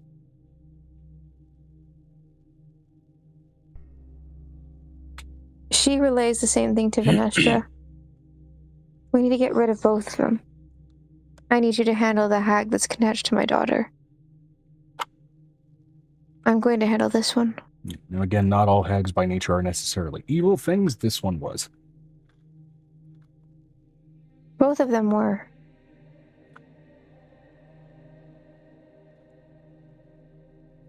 All right.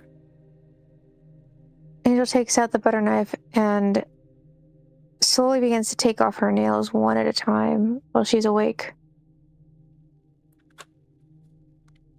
And you were able to slowly but surely take this hag apart. Where does he live? I shouldn't have to tell you.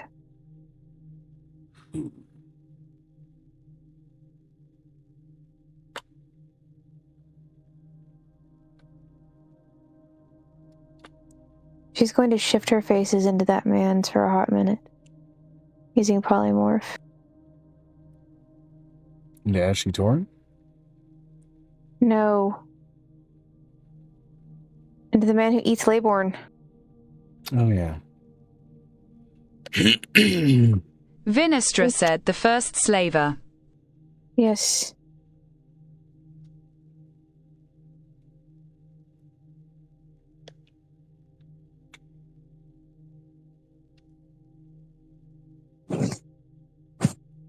So lie isn't a pure place.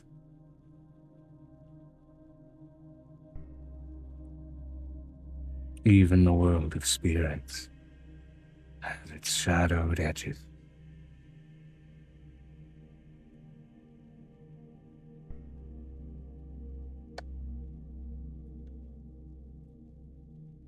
Who's a guardian spirit to the monsters?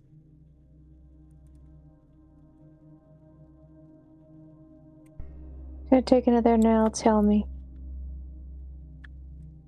Where did you find him?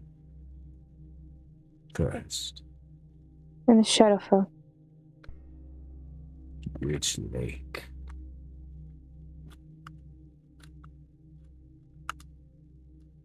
She looks over at Nicodemus. Shadowfell, the Feywild, the material plane, all so closely knit together, one could argue they're all in the same place. You wouldn't have to go very far to get away.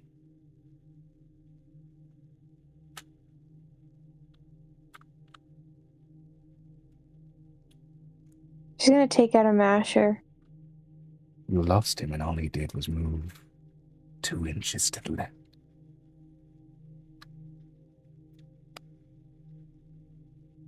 She's gonna take the woman's hand and put it inside the masher, and then go up and down with it like it's being chewed on. And she just laughs through the pain. I'm gonna polymorph her permanently into a mortal. Okay, so that's casting True Polymorph, which you'll have to maintain concentration on. This is a ritual casting with the, not with a normal thing, with a scroll. Yep, even the scroll has to be maintained until the effect is permanent. Nick, do me a big favor. Use this on her hand, please. What would you like me to turn her into?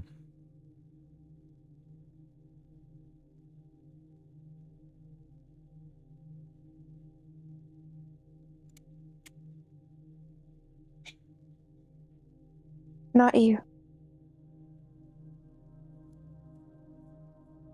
I want you to turn her into what her original form was.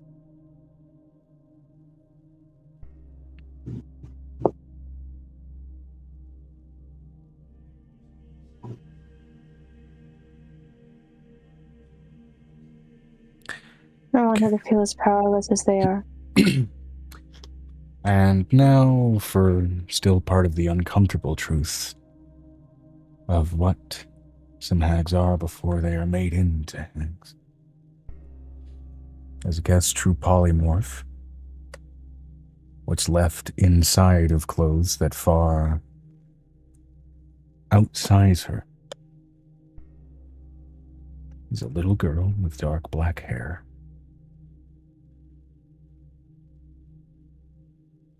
Sickly, jaundiced skin. Rail thin muscles and flesh pulled against bone.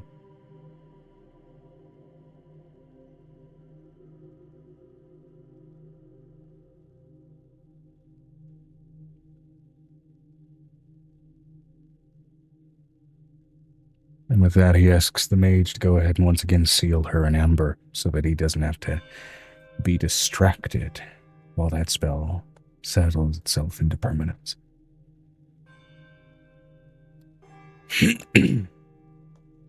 Little girl looked no older than 9 years old.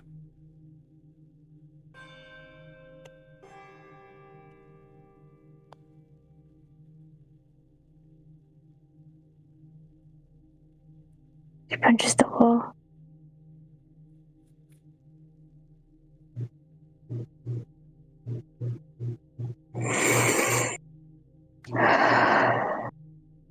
Was it her choice to turn into what she was?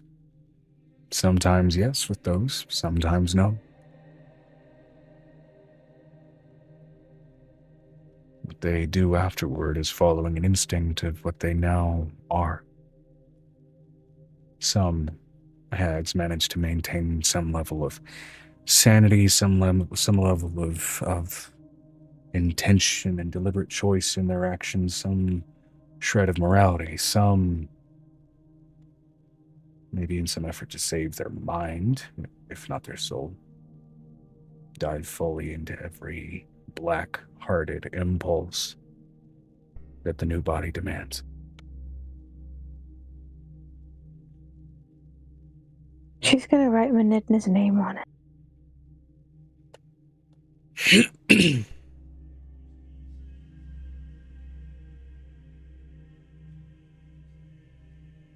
Your memories are now his, and he will tell me where you hide him.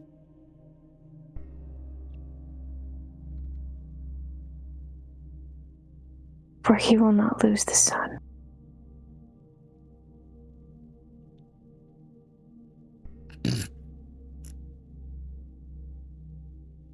I pray you don't fear collection.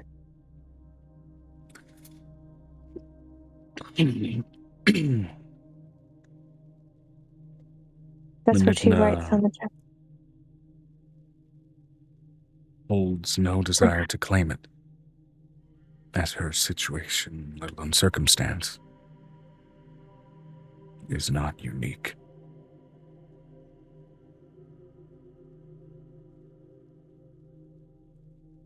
Eating 𝕲𝖊𝖓𝖓 isn't unique. No. Vinestra said, "Hey Joe, sent you a few questions." It's an option. I'd say the best option for that would be, I'd say, probably to bring it up to the character that you'd ask for that from. But it's certainly an option. I can't shift this one. Nick, I can't fix her. We've got her sealed in amber for a reason.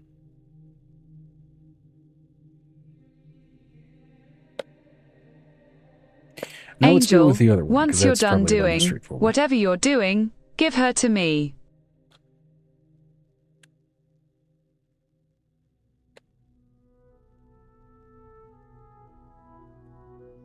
We need her memories. We need to know where he hides.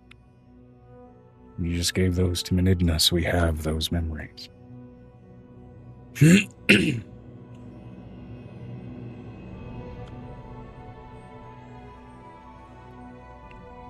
And with that, you do catch a flash of imagery. Same bottom, the same lake. Sky is different. Not in the shadowed, blackened, undead corners of the Shadowfell, but in the spirit-bound realm of 𝕲𝖊𝖓𝖓. She's gonna hand this to the mage as well. She's not hiding this anymore. She needs to learn how to delegate. Angel's trying to learn how to delegate. Do you want me to try and It has to be done secretly. It has to be done secretly and quietly. Secretly we can do. So, mechanically speaking, are you trying to send off a hireling to deal with the problem? It's technically what this is, even if you're, because I'll have rules for how I would need to roll for that.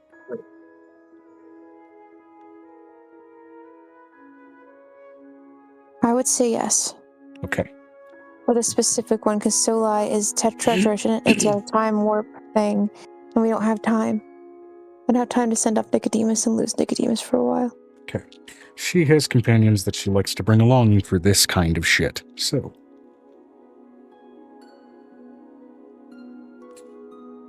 That. Okay, yeah. I'll report back in a couple of days. I need someone you know that can enter the Shadowfell discreetly to do the same. Not the Shadowfell, but I'm going to say this for our posterity. The draconic realm of Ormer to do the same thing.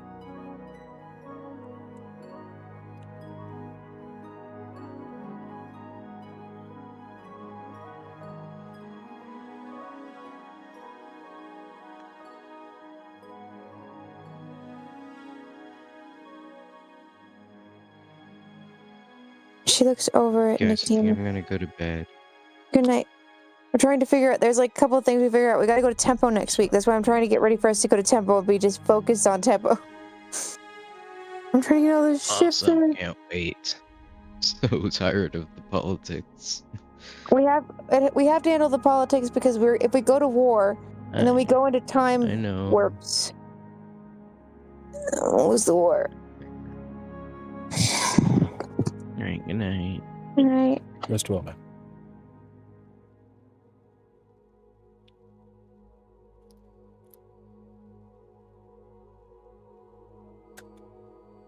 𝕲𝖊𝖓𝖓 is going to hold out a hand for the hag in amber. She hands her the hag.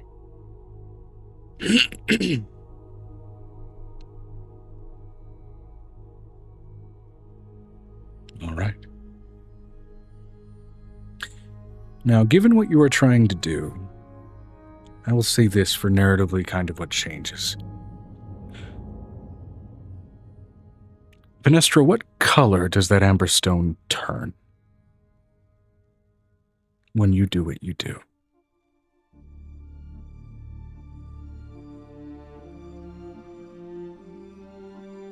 Ethereal blue. Right. I'm going to roll a percentile for the now former hag.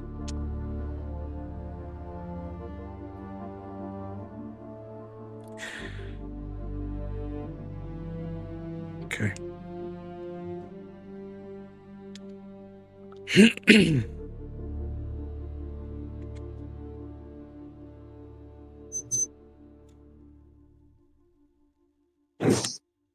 You've traded a hag for an allied witchling under your command.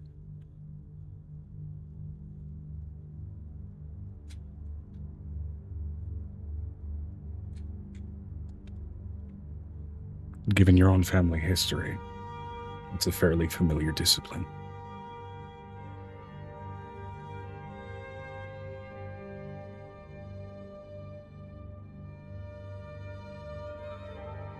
Not a spirit. That is still a living being.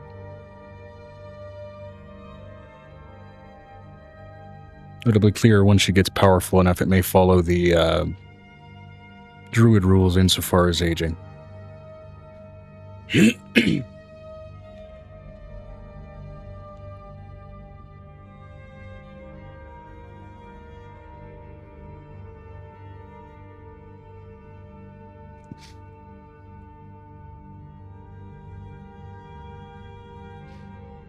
And I'd say it'll be up to you for when you want to Vinistra release said them from the aye, Vault aye. of Amber.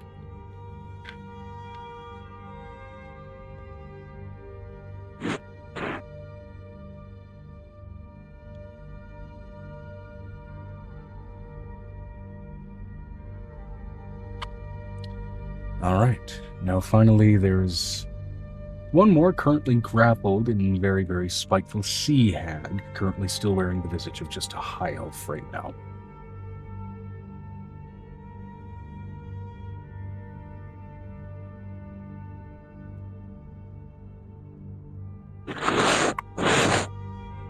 You can continue to handle this during the recess, or handle this as people filter in. It's really up to you. Well, Angel, what do you want to do with this sea hag?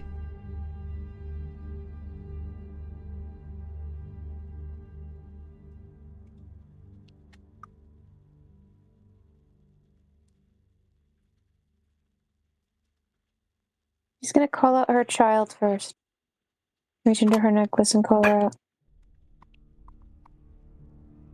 Immediately, this woman gets a look of twisted recognition and a smile that bends way too far across her face as your child, matching that gaze, immediately retreats behind your next legs. I'm going to tie her to the chair. I'm going to let the people come in. How sweet of you to bring my little darling back.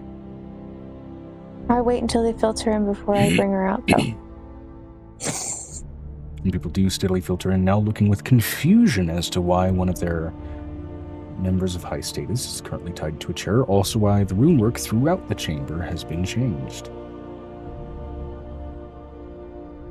And then it's when she brings out her child.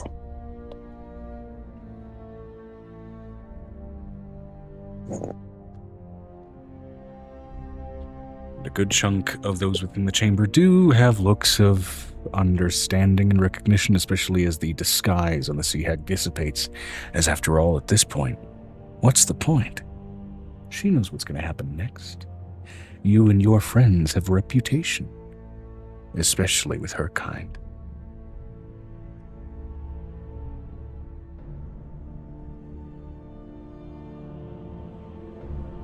I should have Violet handle you.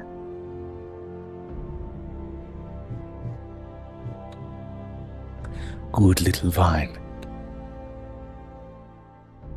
The hag slain. But then, I heard what you think is one of yours. It's more personal that way, isn't it?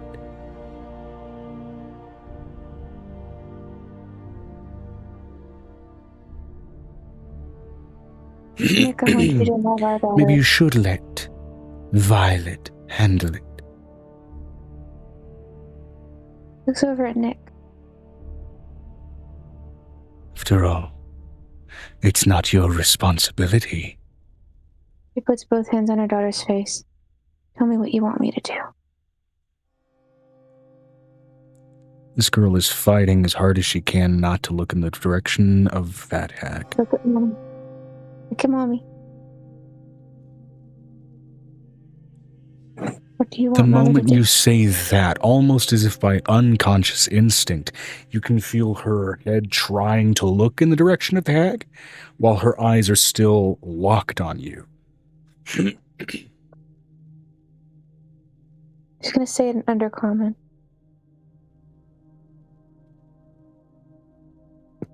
This child has been taught to speak undercommon. Yeah.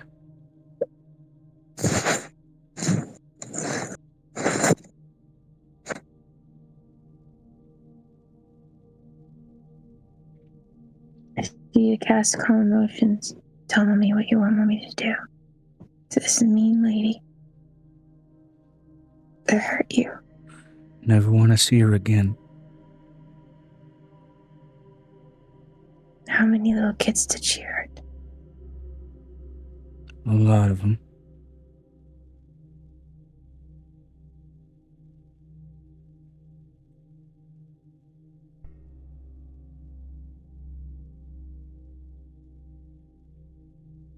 Do you want daddy to hold you while I do this?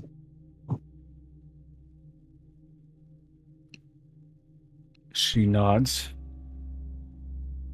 Emphasis. She gives her daughter a hug and pushes her over to Nicodemus. Go ahead. And You make her Nick, count to 3. knowing how this works, knows how to keep her gaze away. You're gonna count with me, okay, sweetheart? She's gonna take out the scythe of the word.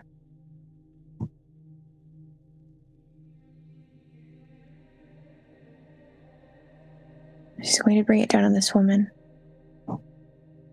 quickly and as fast as she can and dispose of the body. And actually, she's going to handle the Vinesh to the body. She might be able to use the parts. Per the properties of that weapon, it does immediately rip away and absorb the soul, pushing it toward whatever afterlife it needs to go to with immediacy. It also rips apart evil. Yeah. Given the nature of the weapon, given the nature of the levels that you guys are at, and the amount of helping hands that surround you in this room, I'm not going to make you roll. Basically, there's a slash that doesn't quite do enough damage, and a shitload of mages that summon up assistive magic just to push that scythe further down into her sternum and chest. Fully acknowledging what this is.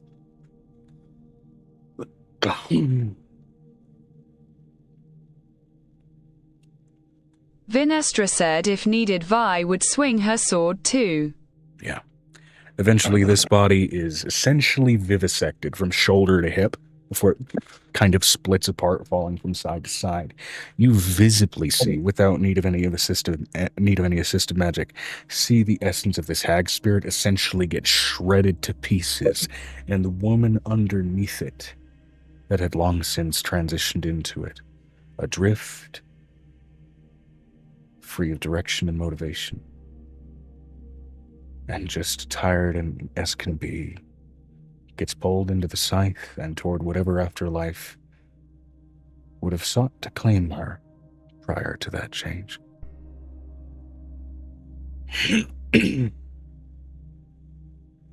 You're hiding in our midst.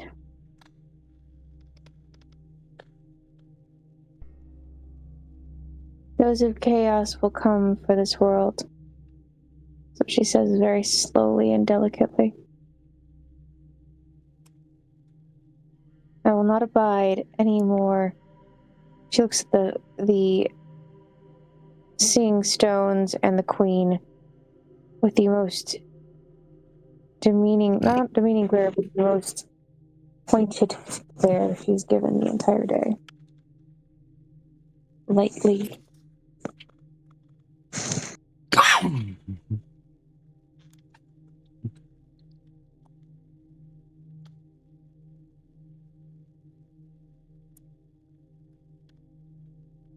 Not all 𝕲𝖊𝖓𝖓𝖊𝖓 are evil.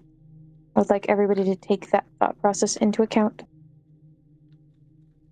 Given that this was a world ruled by 𝕲𝖊𝖓𝖓s, there are, let's just say, unsung parts of the Sunrise Rebellion that some are aware of, particularly among the lower rungs of this gathering, that may or may not have involved unaligned 𝕲𝖊𝖓𝖓s.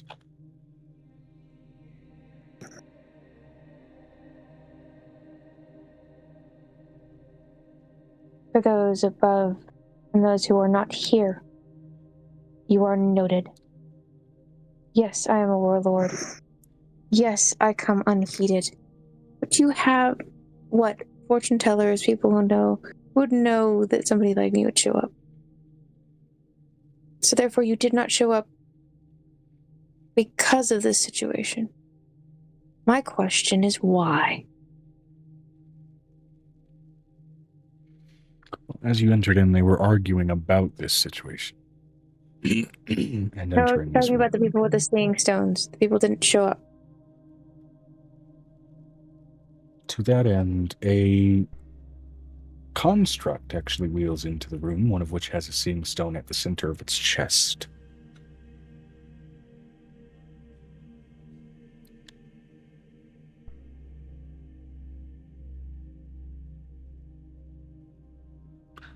Those who observe with seeing stone are already fighting and simply wish to see who among their countrymen and countrywomen would join.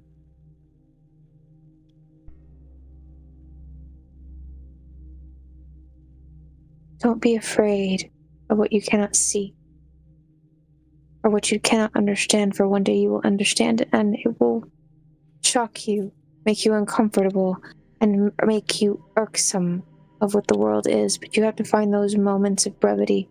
She looks at her daughter's face, those moments of light and everything that makes the world good. And you have to live for it.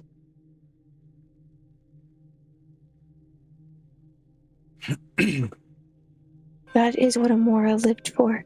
Even though she couldn't have children, she made you her children. She gave her life for you.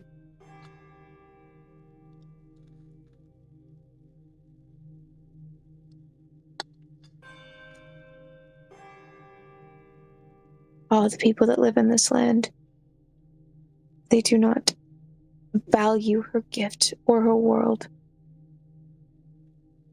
And all the people that she brought here from every corner of the universe to protect them. And they don't deserve to live on it.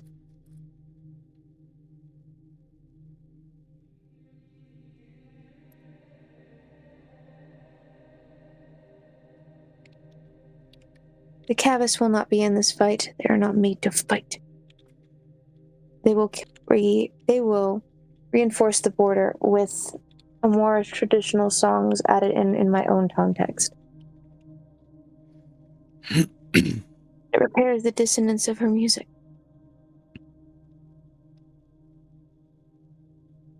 Your barrier will be safe. She left precautions for all of you to protect you.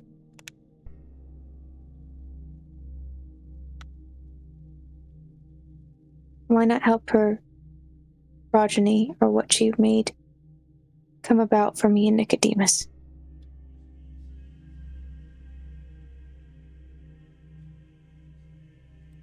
She looks at all of them. I want you to remember the faces of the children that I brought up before you today. They died. In agony. Some of them are still healing. Some of them still have nightmares. Some of them still cry at night. Some of them still end up sleeping in my bed every single night.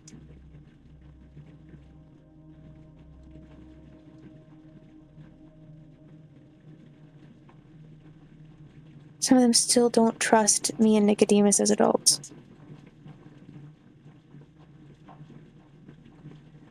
And cringe when we touch them. It will be a long road for my children. How much longer of a road do you want to make it for every other left behind changeling in Dshihu?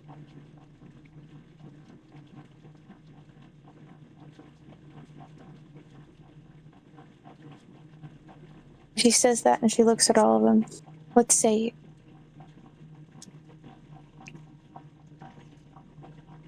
After more murmuring and conversing, takes a good agonizing 10 minutes of discussion and settling on a decision. Before, among the crowd, kind of in sort of the second tier up of seats, what looks to be almost a blue jay kenku stands. Turban on its head, heavy robes, a lot of jewelry running through the feathers. We say we go to war. We say we go to... I had to make the reference. I love that.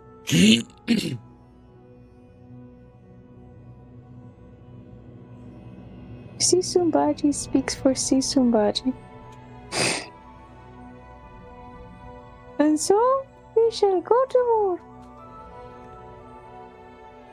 She looks over the Kenku. Thank you. And it responds in kind with your voice. Thank you. Kenkus are mimics, which means it got that voice from somebody. Looks over at Nicodemus. This is successful. She looks at her daughter. It's all over now. All the scary lady is gone. She has fallen asleep, slumped over Nick's shoulder.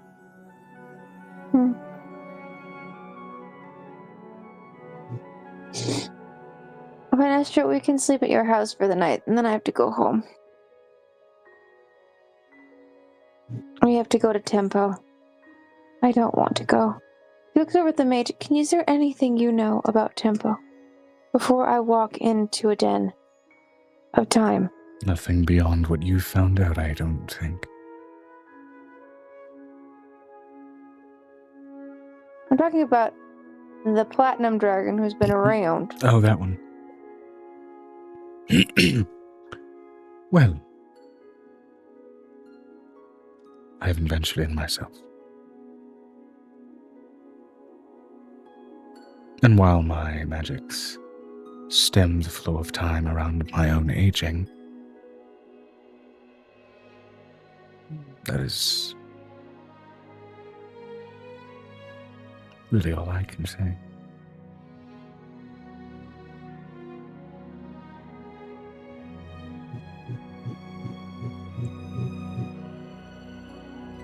This sounds like total clustercuss. She looks over at Nicodemus.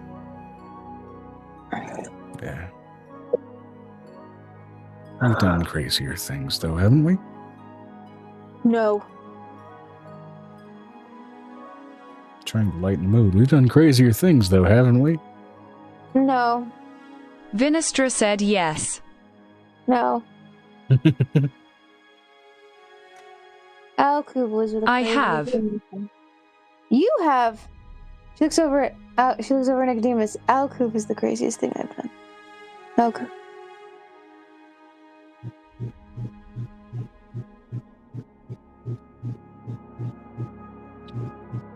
I'll be the optimist between us Are and you say mispronouncing alcove? No, 𝕱𝖊𝖓. 𝕱𝖊𝖓 is the name of one of our children. 𝕱𝖊𝖓 is the craziest thing I've done. Was a destructive, monstrous being named Vocal, and Angel managed to essentially do some time travel, messy stuff, and invert his purpose, and then adopt him.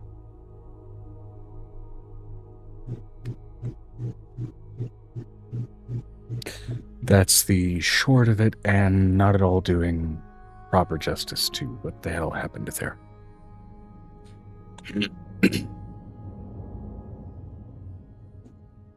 Vinestra said, "Right, I see. V is going to free the witchling." Why? A small little girl with dark black hair pops out, though notably there are highlights of this sort of deep navy blue in there. And it looks like she's regressed even a few years from 9 down to the age of 7.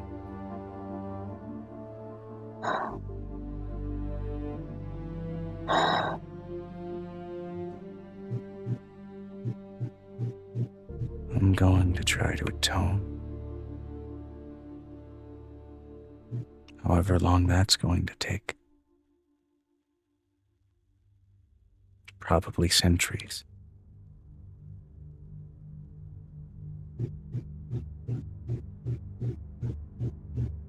Atone for what I was made to be and what I was made to do.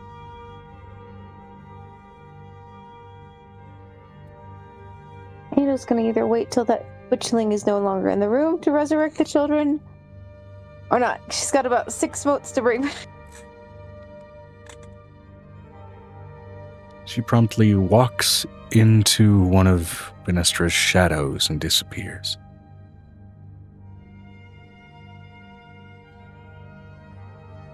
I'm gonna cast resurrection for each one of these souls.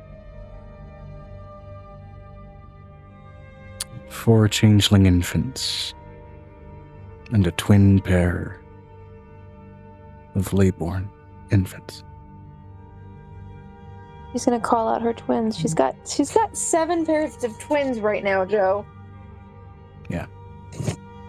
They're like, I'm letting you know, if that man wanted to look for food, Angel has food.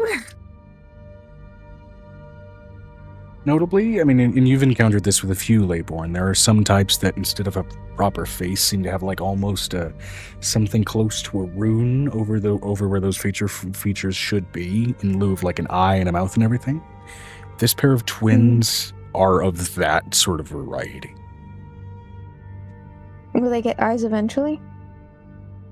They can choose to manifest them, kind of. It's like motes of light behind a screen.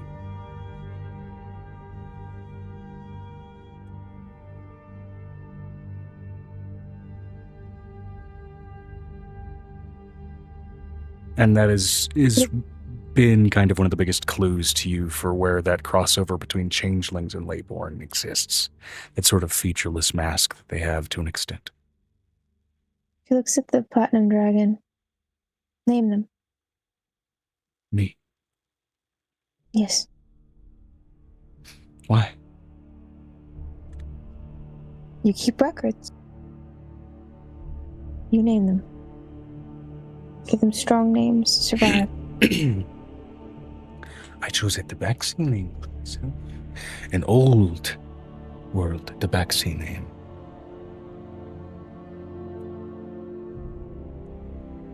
My name is Ethereal Needle. That sort of convention is not proper for children.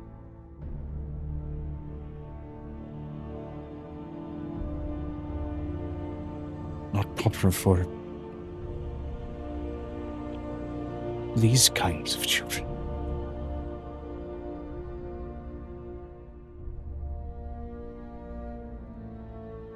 You can tell to an extent it's almost making excuses of like, that's a proper Tabaxi name. There's no reason to say it wouldn't necessarily be proper for a couple of layborn. but she's still very much kind of stuck in her own mode. A little bit of that draconic pride getting in the way of just an essence of common sense. Puts the babe in her arms. She can feel what it feels like to hold them. Magic that runs through their skin.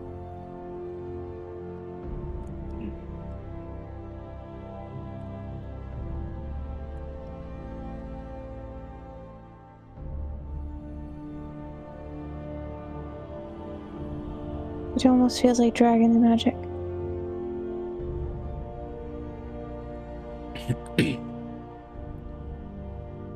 You watch as that sort of tabaxi disguise kind of almost forcefully dissipates in the presence of holding these things, and those platinum scales light up.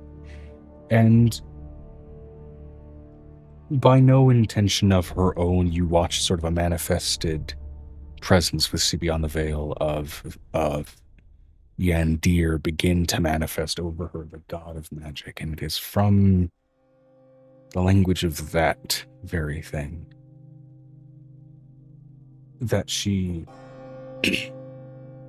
ends up pulling these names, just from the raw language of magic and spell work.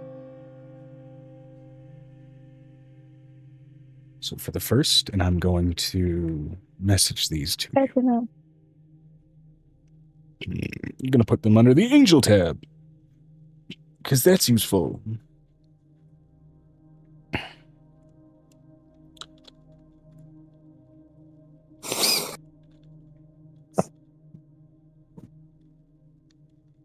I can tell I am wiped. I'm so tired, guys.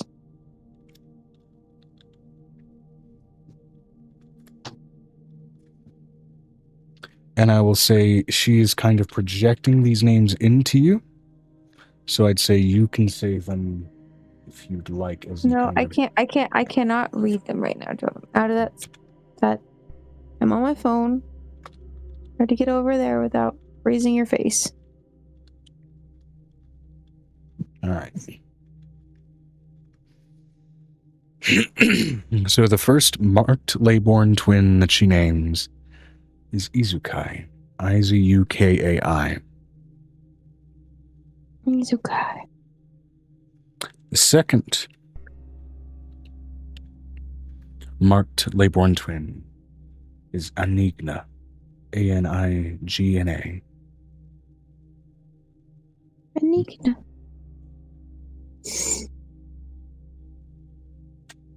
Shorts could easily be Kai and Annie. I already have an Annie. Oh, She plays with their hair. however you want to do it.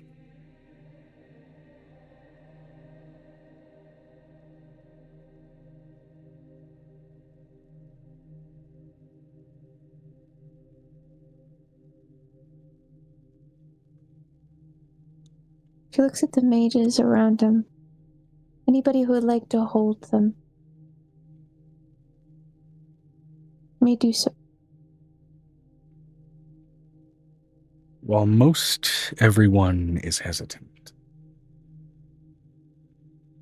the first one really to wander down and hold one of the four changelings is that same sort of kind of fur tuft little kobold.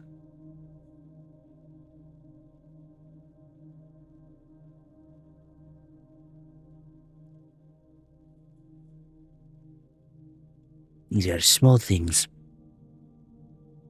Pure things.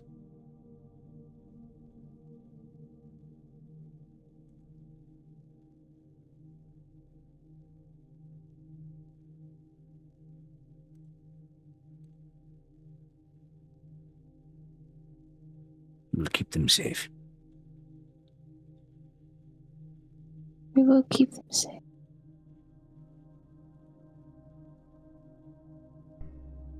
She's looking at, is he gonna adopt one? Is he gonna take one from me? Looks like he wants to, but these are yours. If you want to take one of them and raise them as your own. This is a changeling. I am a kobold. It will outscale me in a few years, and I am already over 100.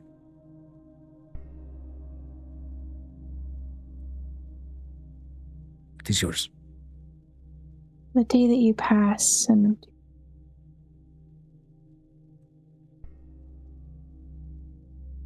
I have another century in me.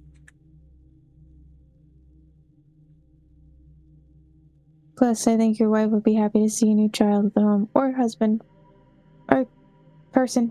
It is a wife.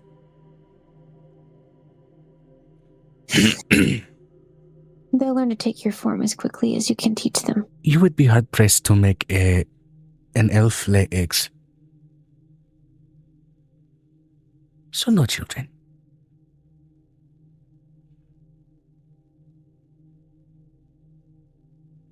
And take them home with you.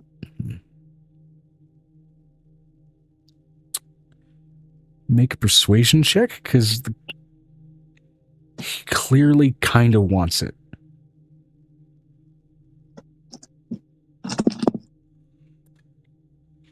But he's kind of dancing around not doing it. That's 32. No, 42, sorry.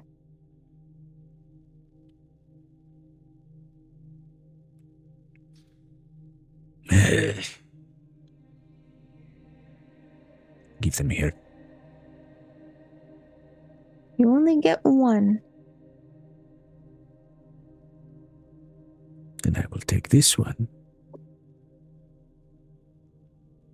The tail wraps around, just kind of like as an added, almost protective arm. He pulls out a baby satchel. You should be able to carry them with that. Floats. I prefer to hold. Does their wife come down, considering it's hard for them to hold them? It's a bit of a comical thing, seeing like human standard sized baby being held by a fucking kobold.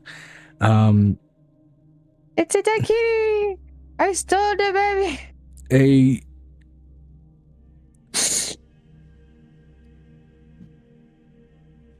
statue of an elven woman, like, completely defies any stereotypical like elven proportions that you would expect. He's really tall. Wanders down from the rafters and scoops up the kobold holding the baby.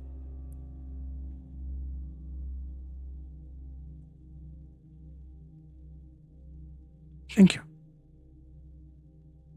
You're welcome. Do you Who's really next? need to hold me up like this at an official meeting? You are going to drop the baby. It's my baby. She's like, it's my baby too. She looks over at who's next. I will take the 𝕲𝖊𝖓. I have to. Next wanders down a sea elf. With this sort of lavender-toned hair. These sort of piercing yellow eyes. Feminine in visage. Very carefully robed, kind of from the sort of fourth tier up, not quite the top. Definitely strikes you as kind of like a mercantile nobility.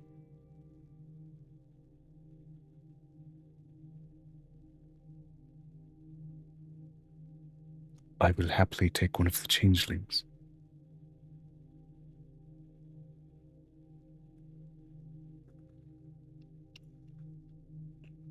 You have to pick one.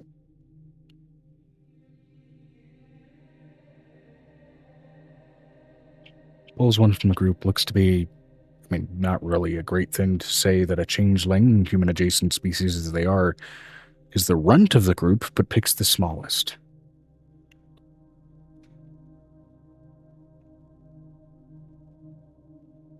You can tell Angel was hoping to get that one because usually she always picks the small. Anything that won't outgrow her too fast. I'm going to roll an insight for her then.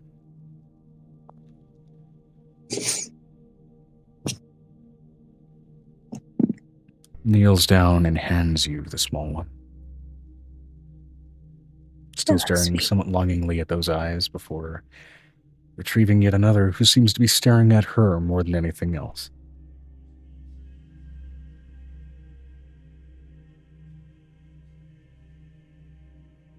The arms reach. The arm Oh, yeah. reach is like. Maybe this was meant to be.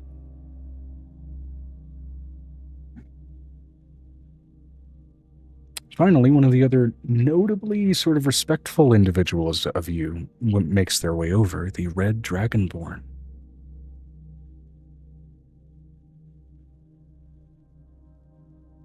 Kneeling down and picking up the last of the changelings. Their lives are short. Ours are not long.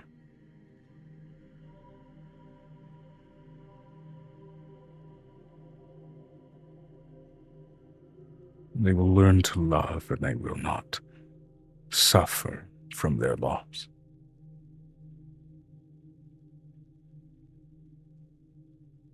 Living with you and your kind has never been a loss. Depends on which group of my kind, but that's true of any people. I would agree.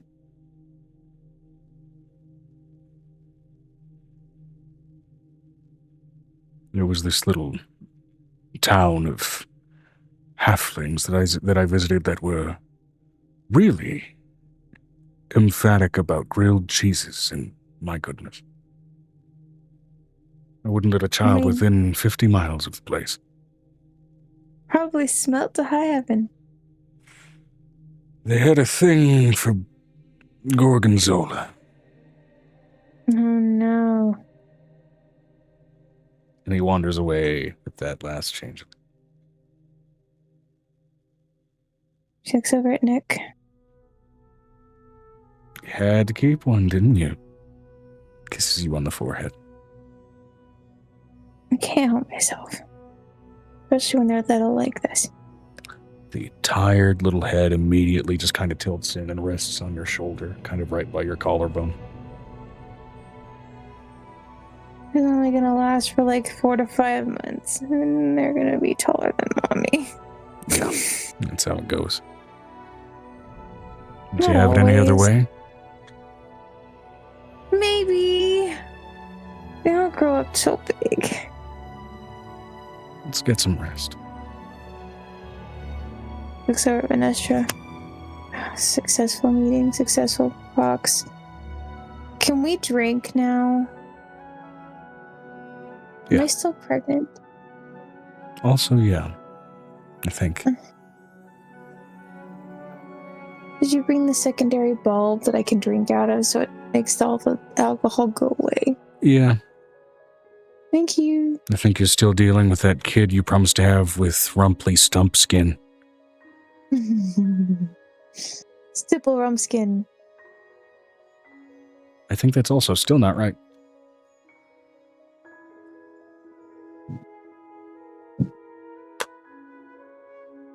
I know that Venestra wasn't there for that, I don't think. Frumpy Thumpskin. What the fuck is it?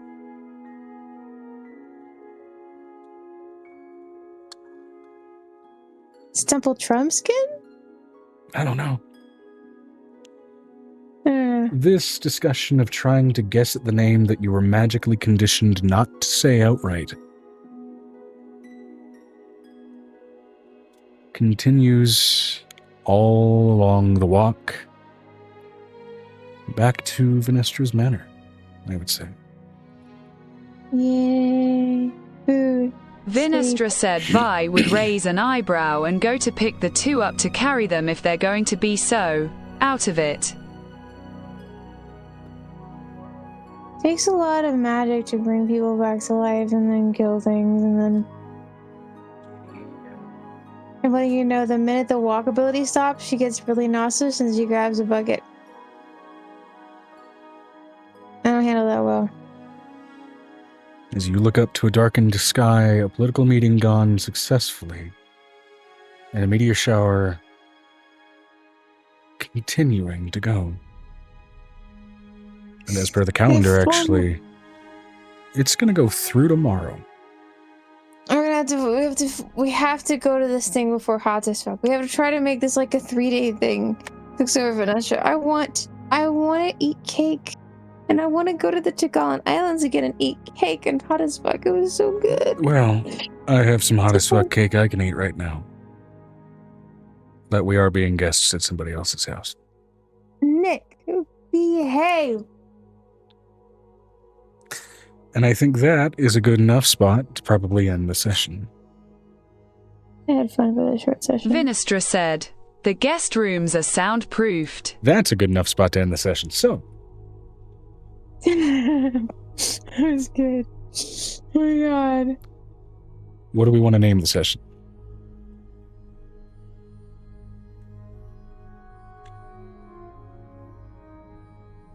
Ooh, a woman. I don't know.